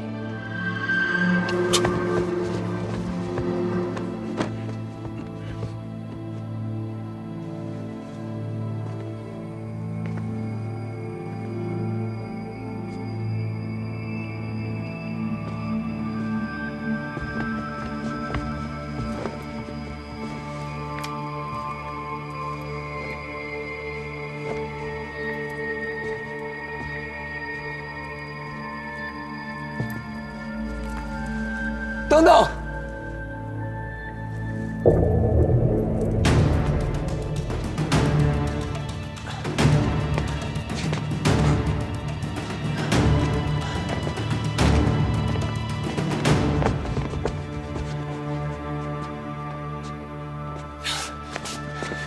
根本就没有换皇子一事，顾清章也不是真龙。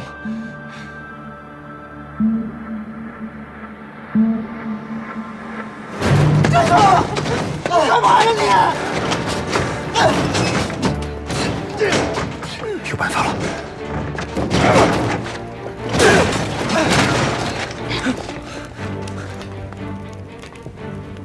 你的确很聪明，但你不该处处与我作对。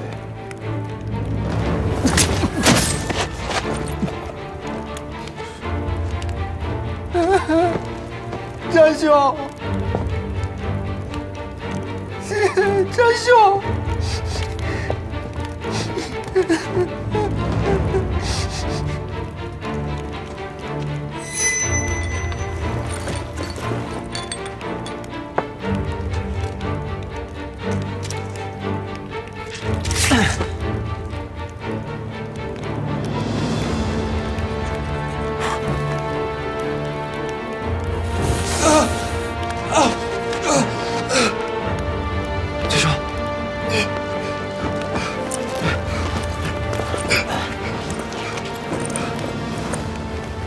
你这是拿命在赌呀！要是扎错了半寸，你就没命了。这种法子我也是头一次听说，敢让白兜子进去，好的。是熊副将下刀准确，避开了要害位置，看起来凶险，直线和辩护大碍。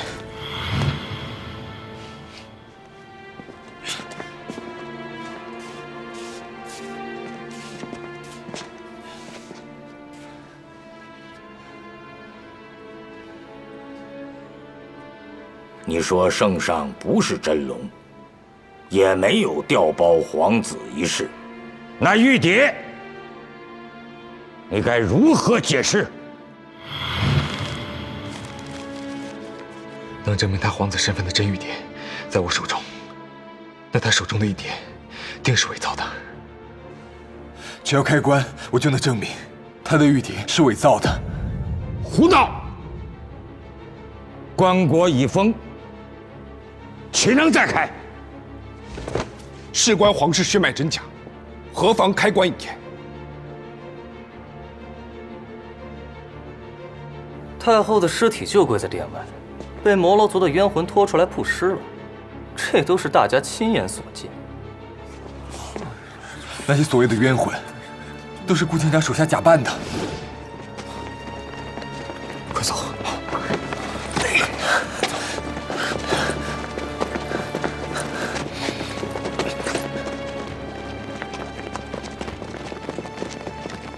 他们利用千秋椅的地下结构，连通了暗渠和昭德殿广场，隐秘行踪，自然来去自由。就是，今天发生的一切都是他们人力所为。他们刚才在殿外广场装神弄鬼，我们都看见了。一派胡言！人力岂能在转瞬之间，将这太后的凤体从这灵柩当中转到殿外？按你所说，现在棺内应该是空的了，那你又为何不敢验？如果我的推断正确的话，现在棺内应该还有一个太后。棺材内的太后和殿外的太后根本就是两个人。殿外跪着那个尸体是假太后，自始至终就没有进过灵柩。什么真假太后？这世上又怎会有如此相似之人呢？他在回声阵上就将太后换成了假的，方便自己进宫行事。也就是说，前日死去的也是假太后。这个假太后在被试完小脸仪式后，并没有被放入棺椁，而是被刘公公和顾清章的手下转移到了暗渠中。我们在暗渠中发现的郁金香油和水银就是证据。然后他们在刚刚装神弄鬼之际，将假太后的尸体从暗渠拖到殿外，再披上血书，制造冤魂控诉的假象。而躺在灵柩里的，才是被顾清章从半月楼绑走的真太后。他们在小脸仪式后，将真太后换回来，在诸位亲眼目睹下封入棺椁，而且太后还活着。诸位大人，给太后入殓的女官已经招了，真太后就在棺材里。来人，开棺！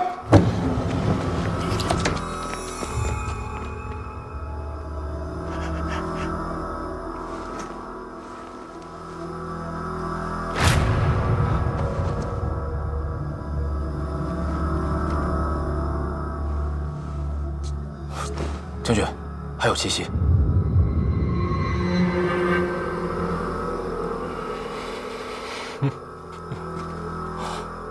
这个穴位扎入银针，可使人无法动弹言语，但是意识清醒。拔了针之后，很快就能恢复。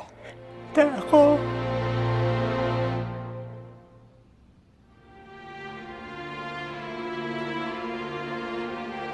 醒了。太后啊，太后！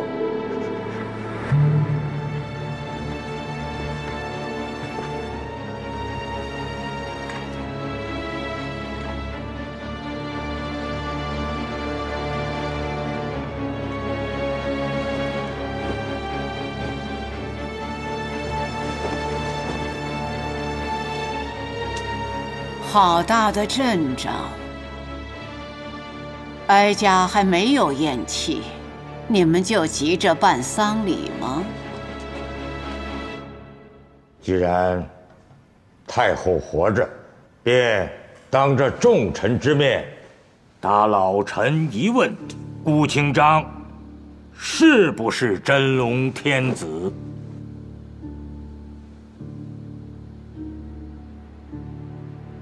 这个乱臣贼子，对哀家的所作所为，柳太傅不都看见了吗？他若是真龙，即便是真对太后大不敬，亦是大庸的国君。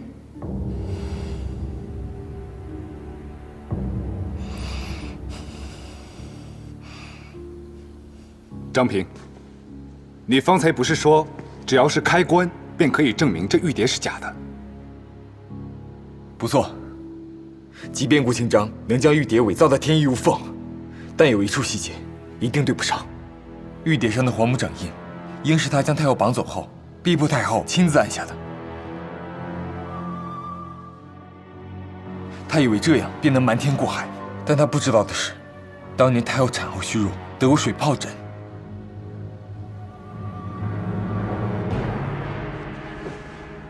诸位请看，太后手掌的疤痕就是得过水疱疹的证据。这种病症的症状，太医们都应该知晓吧？当年发病时，太后掌心会渗出粘液，难以擦去，蹭在衣物纸张上便会干涸成屑。若玉蝶上的黄木掌纹真是30年前太后所按下的，也必会留下痕迹。这个细节因顾清章并不知情，想必没有仿冒到位。要检验玉蝶真假，只要查验太后掌印处的印泥，有无白屑便知。你这玉蝶可经得起一验。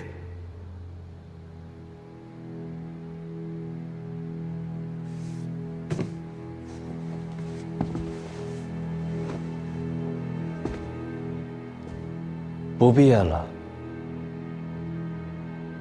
这玉蝶是伪造的。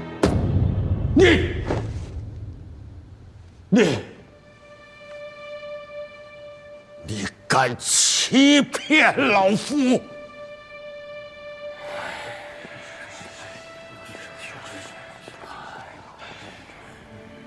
曹将军，把他压下去吧。太后为何不告诉他们？我为何要劫持你？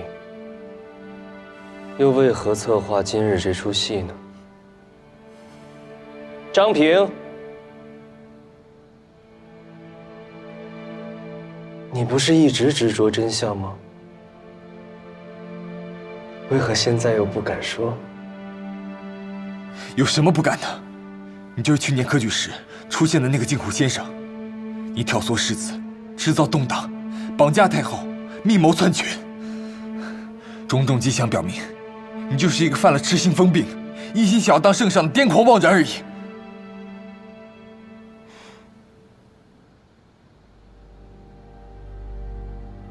这么说来，摩罗村和兰府的冤情也是我杜撰的了。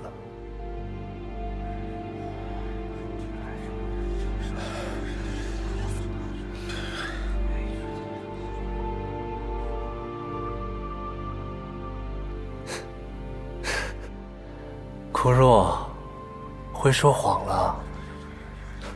你长大了。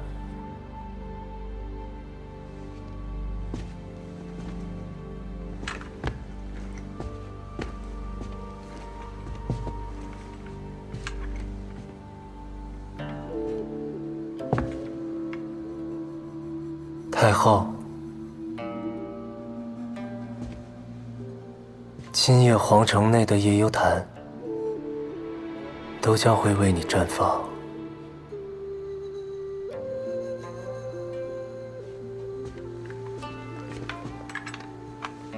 你还记得那场血雾之毒吗？我在设计二皮相自杀前，已经利用它完成了此药的改良。如今毒素就藏在花粉之中，开花之时，血雾便可遍布全城。你放心，吸入的人不会有半点痛苦，只会在幸福的幻想当中面带微笑，全身僵硬而死。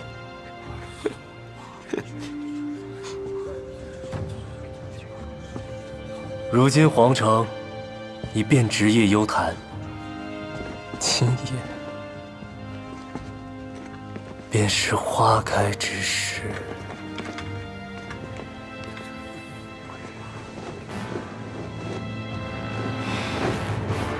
就算你把毒素藏在花粉之中，也不可能操控花开。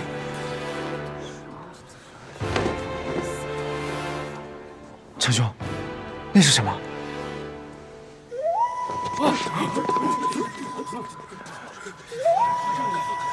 族里的哨子。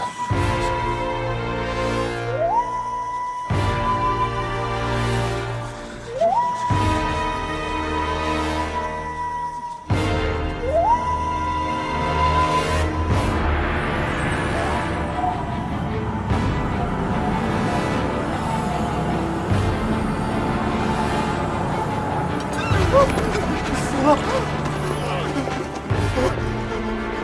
不好了，不好了！外面的烟油台全开了，里面的红色花粉有毒，碰到就会死啊！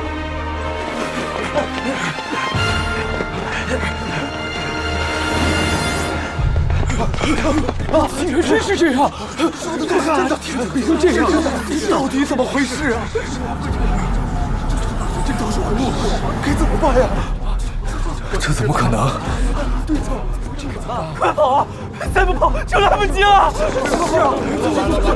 走，快走！不好，太后和顾清章不见了！快去找太后！等等，大家不要慌，请他师部捂住口鼻。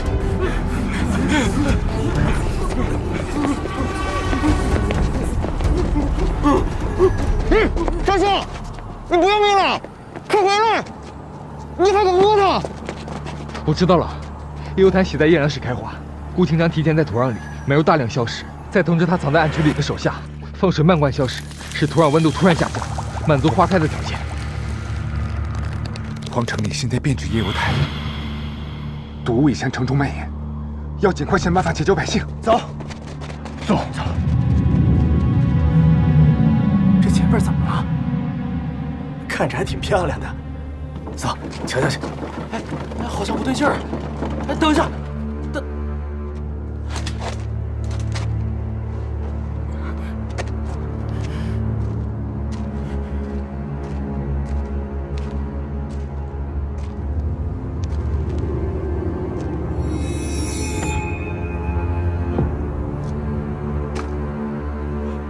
红武杀人了，快跑啊！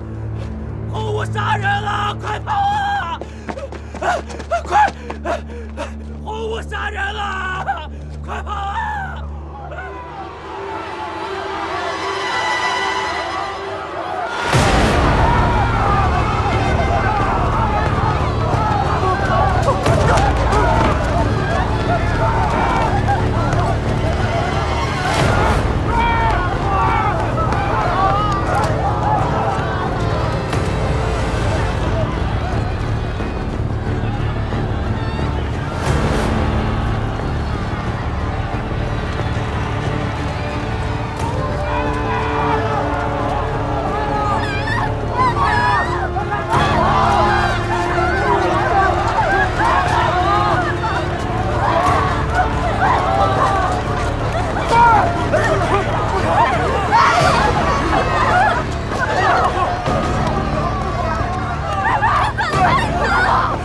张平，快去救人！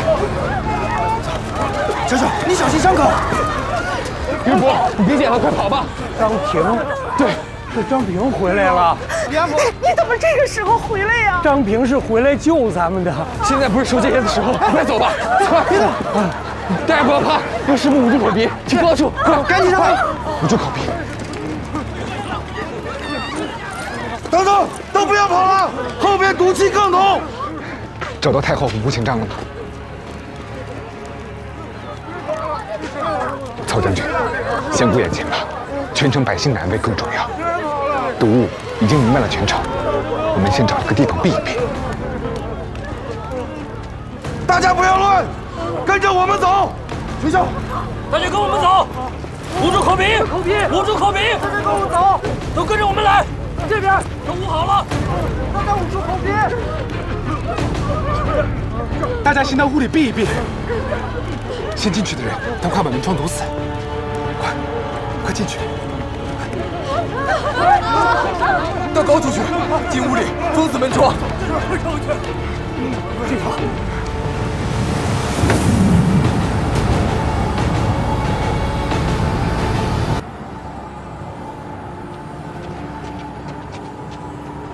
你是大雍太后，权倾朝野。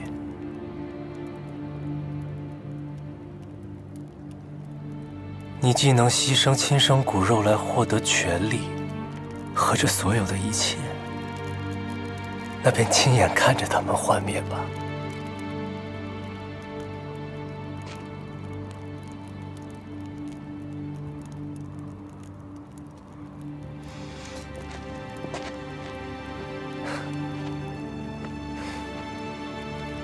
母亲，你不是最爱权力吗？那等这些人死绝了，你再到地下做你至高无上的太后，可好？权力本就冷酷无情，你休想让哀家低头。都到了这个时候，你为何还不认错，还不后悔？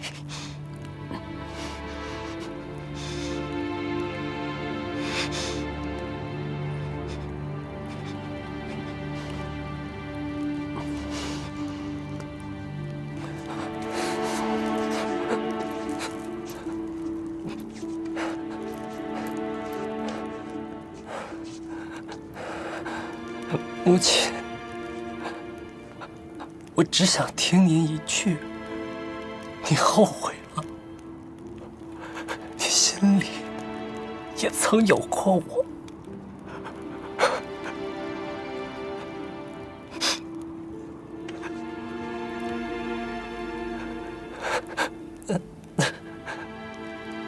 哀家从不后悔。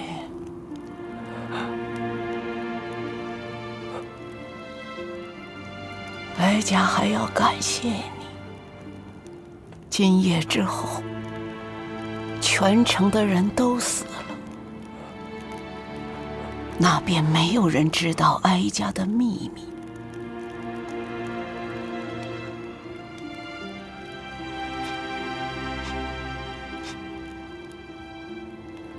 哀家还是会名留千古。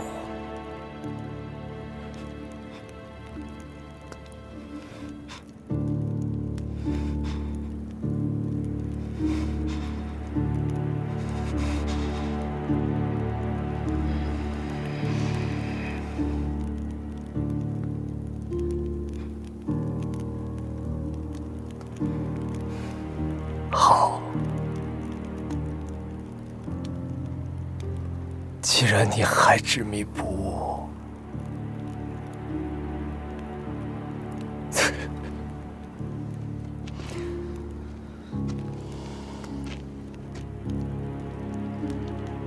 那便跟着你的权力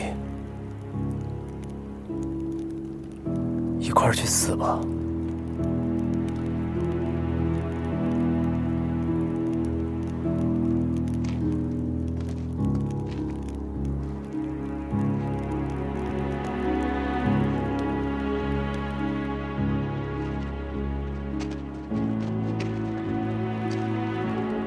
小皇子大病初愈，这是大好事啊！您怎么非要把宫里的夜幽坛全扔了呢？扔了。带上这朵昙花走吧，檀儿这个名字只属于你。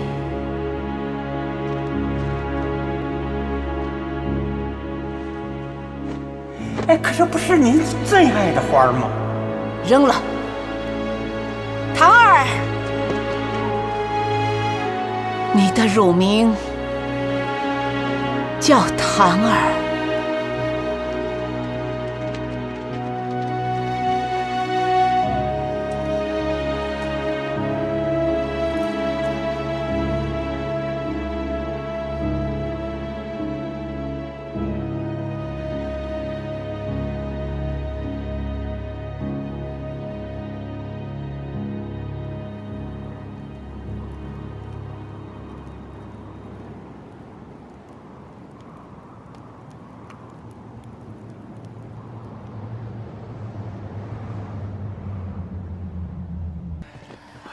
谢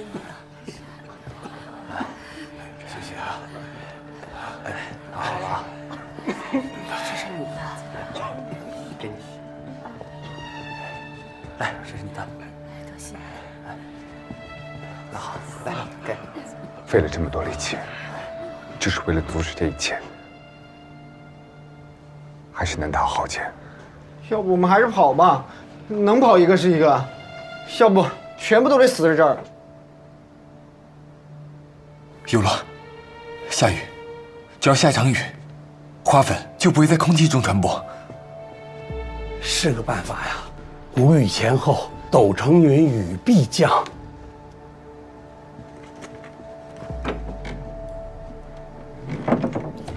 看这云的模样，像是要下雨啊！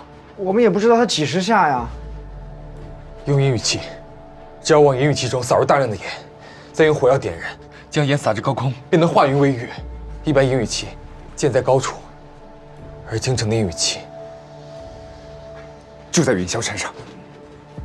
礼部曾有过使用烟雨器的记载，只是多年没用，怕是已经作废了。用火炮可以代替。好，那我们分头行动。火炮和弹药城门口有，我现在派人去取。我负责输送百姓。我熟悉京城地形，可以协助蓝大人。那我去取盐。我需要几个帮手。老夫愿往。大难当头，老夫愿尽绵薄之力。本官也去。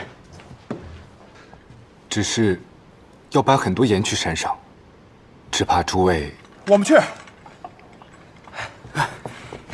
大人，石头，你们……我们只是第一次忤逆您的意思，但我们愿与大人同生共死。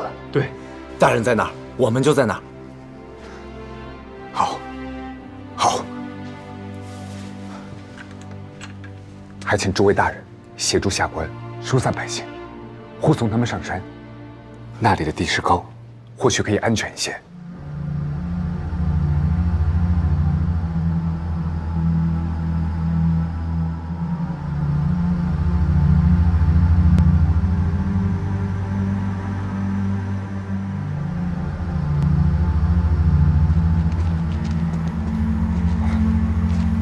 走吧。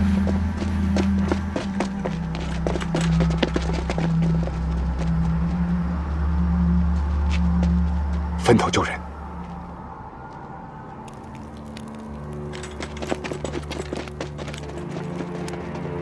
走，先进去找人，走。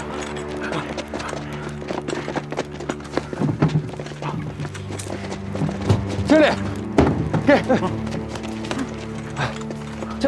但是这盐也不够啊。对，再找找。这些都不是。要不再去别家看看吧。老夫就是盐商，敢问你们要盐做什么？我们要用盐引雨，只要下了雨，京城就有救了。我家盐号的盐刚到码头，足有600斤，老夫愿意将全部库存贡献出来。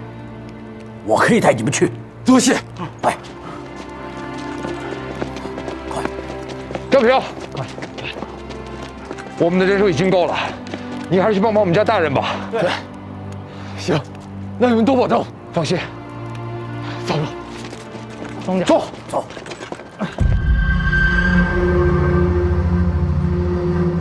各位父老乡亲、街坊邻居，带好面巾，捂住口鼻，赶紧去宇宙山，不要再抵触，赶紧去宇宙山，带好面巾，捂住口鼻。老婆，老婆，杨老婆。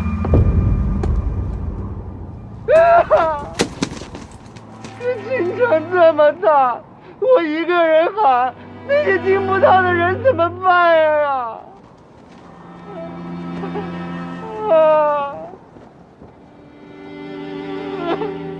父老乡亲、左邻右舍们，遇到毒气不要怕，切莫留恋在低处，尽快赶往云霄山。石路，王成，你们怎么来了？总不能只让你一个人当英雄吧？眼见百姓受苦受难而置身事外，我背的书岂不白读了？就是。父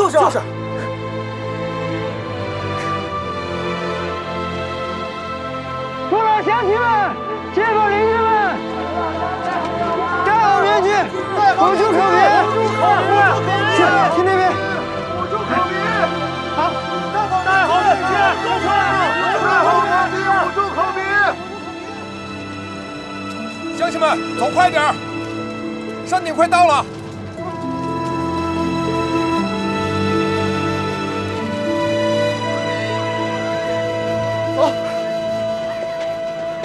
复仇成功了，复仇成功了，复仇成功了。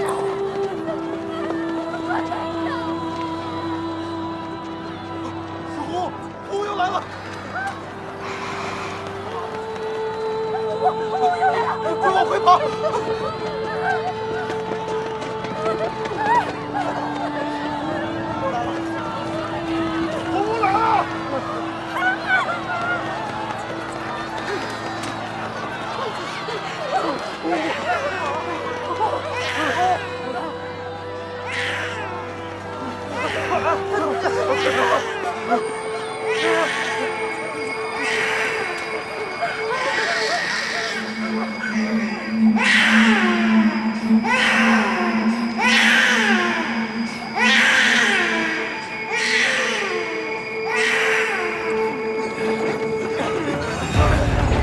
弟兄们，加把劲儿，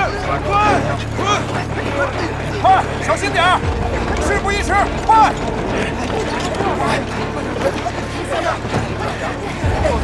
慢点，来，往这边，轻一点，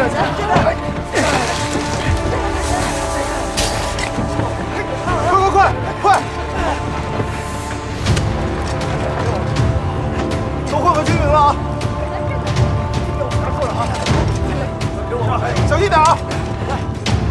把烟和火药混合，装进炮弹。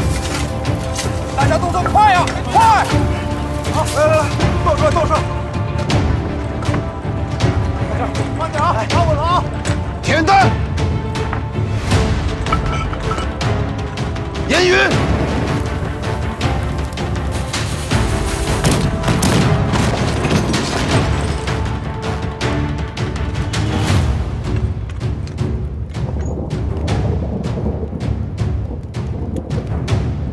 继续填弹。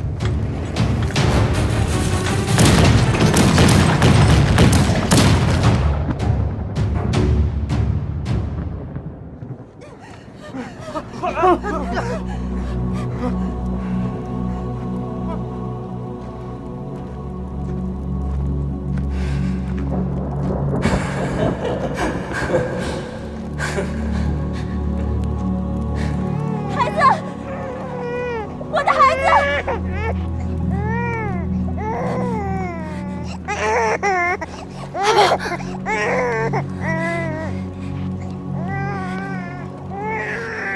谢谢。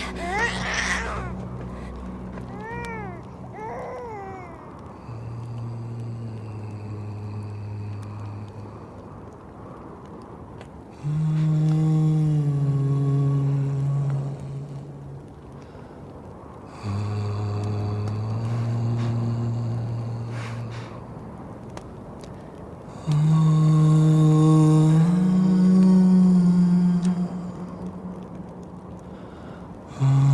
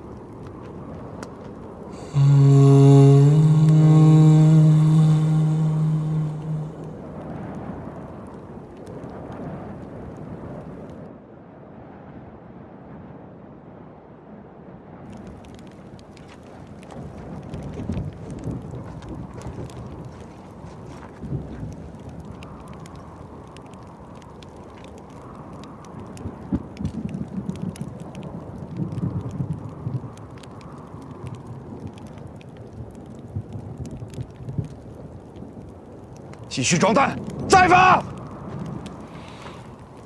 将军，严弹永进。接下来就只能靠天意了。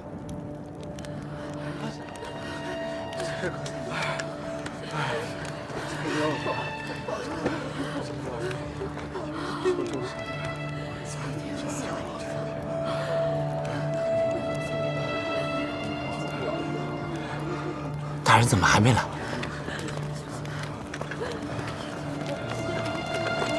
徐掌柜，国家大人呢？他一定要确保大家都上山了，他才肯走啊。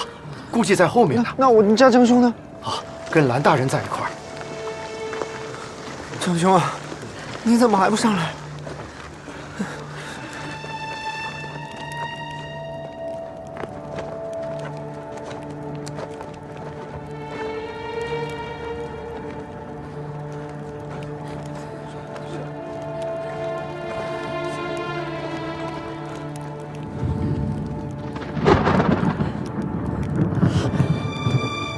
大人回来了，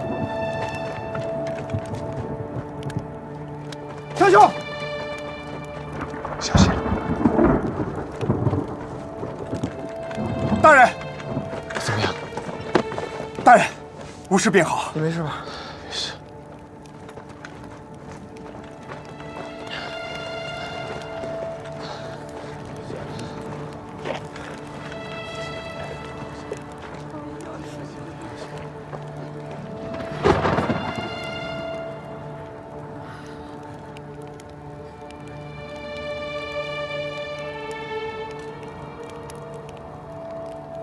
张平，若今日不免一死，来世我不希望再与你有任何瓜葛。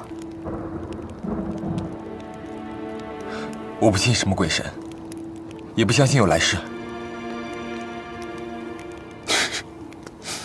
你还是那么扫兴。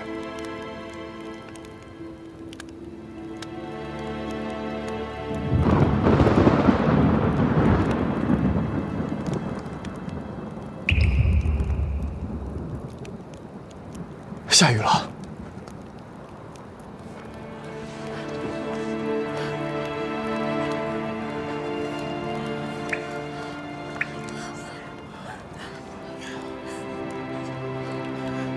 是啊，下雨了。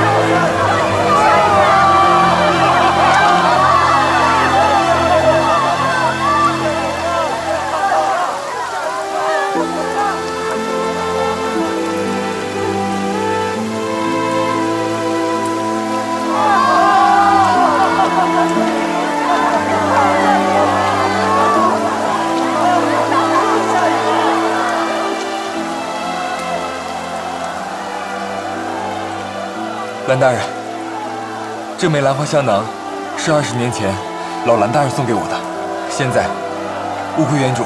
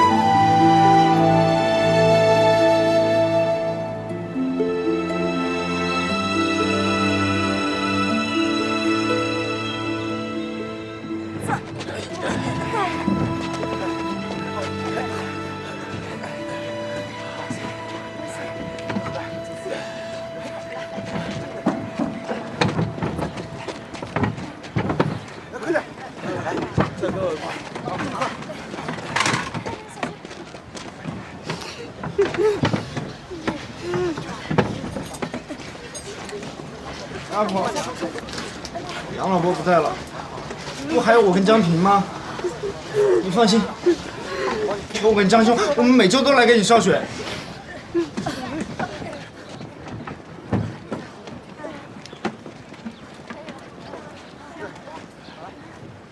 老夫之过呀！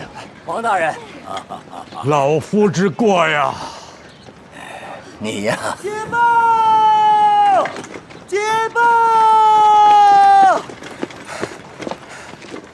圣上，凯旋！凯旋！好！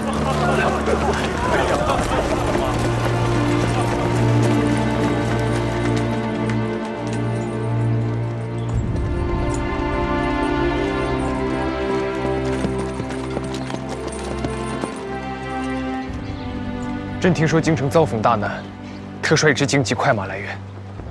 刘太傅，你们无恙吧？圣上，臣恭迎圣上凯旋。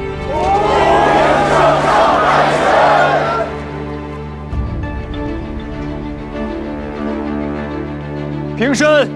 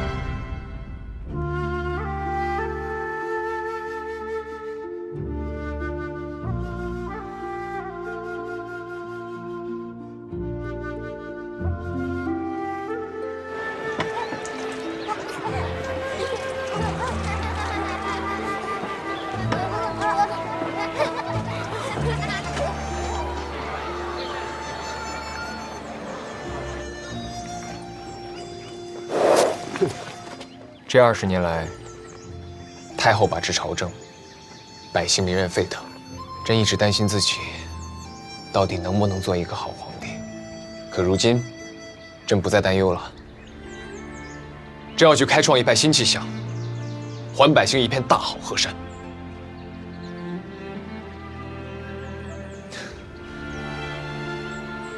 你就真不在意我的血脉真假？我只知道，让百姓能够安居乐业，天下无案可查，就是好皇帝。你可知我为何派你去宜平县做县令？为何？眼下京城余波未平，太后余党尚未肃清，你性子耿直，牵扯其中，十分凶险。还是先外放几年，历练历练。几年？朕对你期许甚高，将来你可是要做大理寺卿的。当然了，甚至是要做宰相的。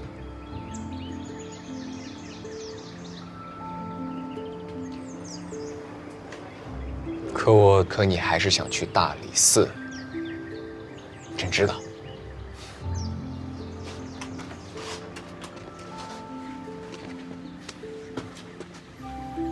臣遵旨。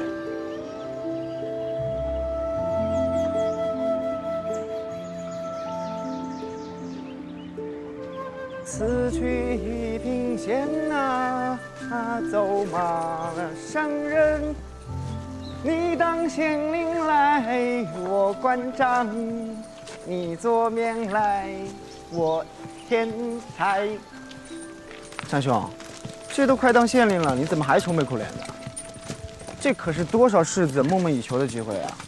你就放心吧，等到了宜平县啊，我肯定帮你把账还得明明白白的。我是在想，我只会查案，但是当县令就……圣上都说你是宰相之才了，这区一个县令还能难得到你？这日子绝对会越过越好。等你当了宰相之后呀，我想想心里就美。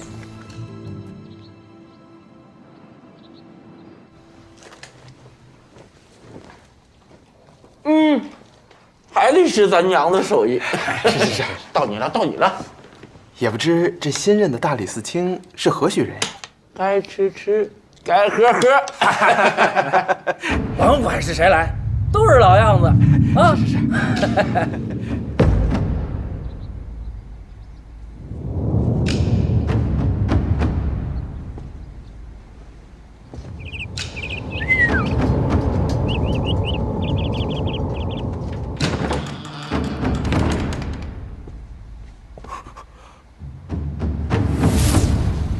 哎呦，王大人！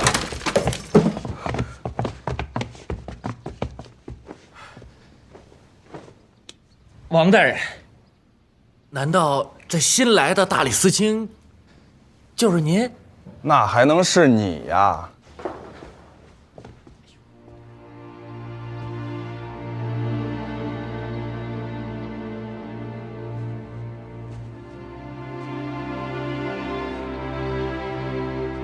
来人！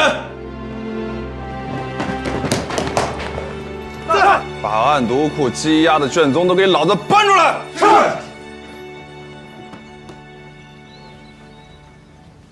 大人，如今老大人沉冤得雪，您终于可以卸下担子了，也能把小公子接回府里，父子团聚了。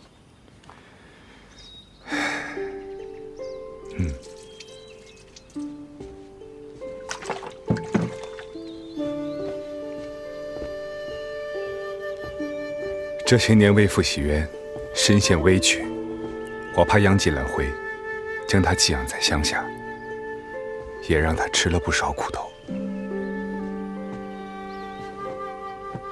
小公子说了，他已经长大了，今后要跟您一起涤荡天下。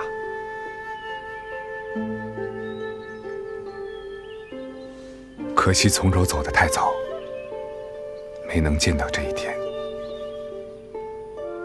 夫人在天有灵，一定会保佑您和小公子的。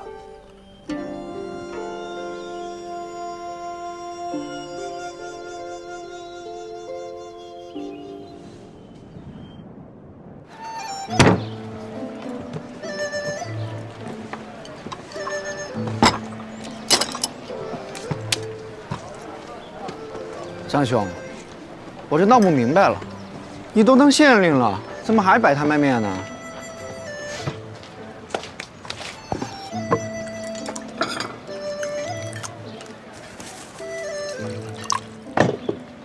爱好。老板，面好了没？来喽，您的面，来，请慢用啊。好。蓝大人，您怎么来这儿了？蓝大人，走走走。旭东兄弟，啊，张平，张大人，旭东，你们怎么来这儿了？我家大人如今调任巡抚使，代天子巡狩各郡，所至之处宣达朝旨，导扬庸恶，问民疾苦，梳理之业。第一次来宜平县吧？啊，我带你逛逛。走走，大人。你看，好热闹。我路经宜平县，想到你在此，便过来探望一眼。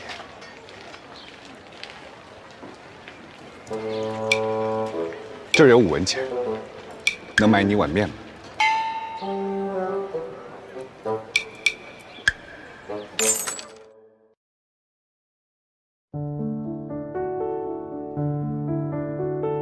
白马跑过京城的街市，点起炉灶，炊烟袅袅。匆匆行人放下行囊，问汤面几钱，是否加个蛋？哎，来碗面，加个荷包蛋。好的。小小孩童赖在苏山潭边，流着口水，哭红了眼。多加不敢，再加点蜜饯，扬起的嘴角挂着如老天。阿婆追着阿婆，澡堂里的南柯慌忙躲，献了棋盘的有时抽起老张，说这局不算，必须再来一场。西瓜田，苏珊碧，泡澡霜，不善良。天边的夕阳西下，街旁的晚灯初上，听街时间静，巷中寒鸣，再弄一堆篝火，守着一夜安宁。胡椒麻，米糕糯，老酒莲，胡冰香，一起看彩虹出现，一起去青山原上，谈天下很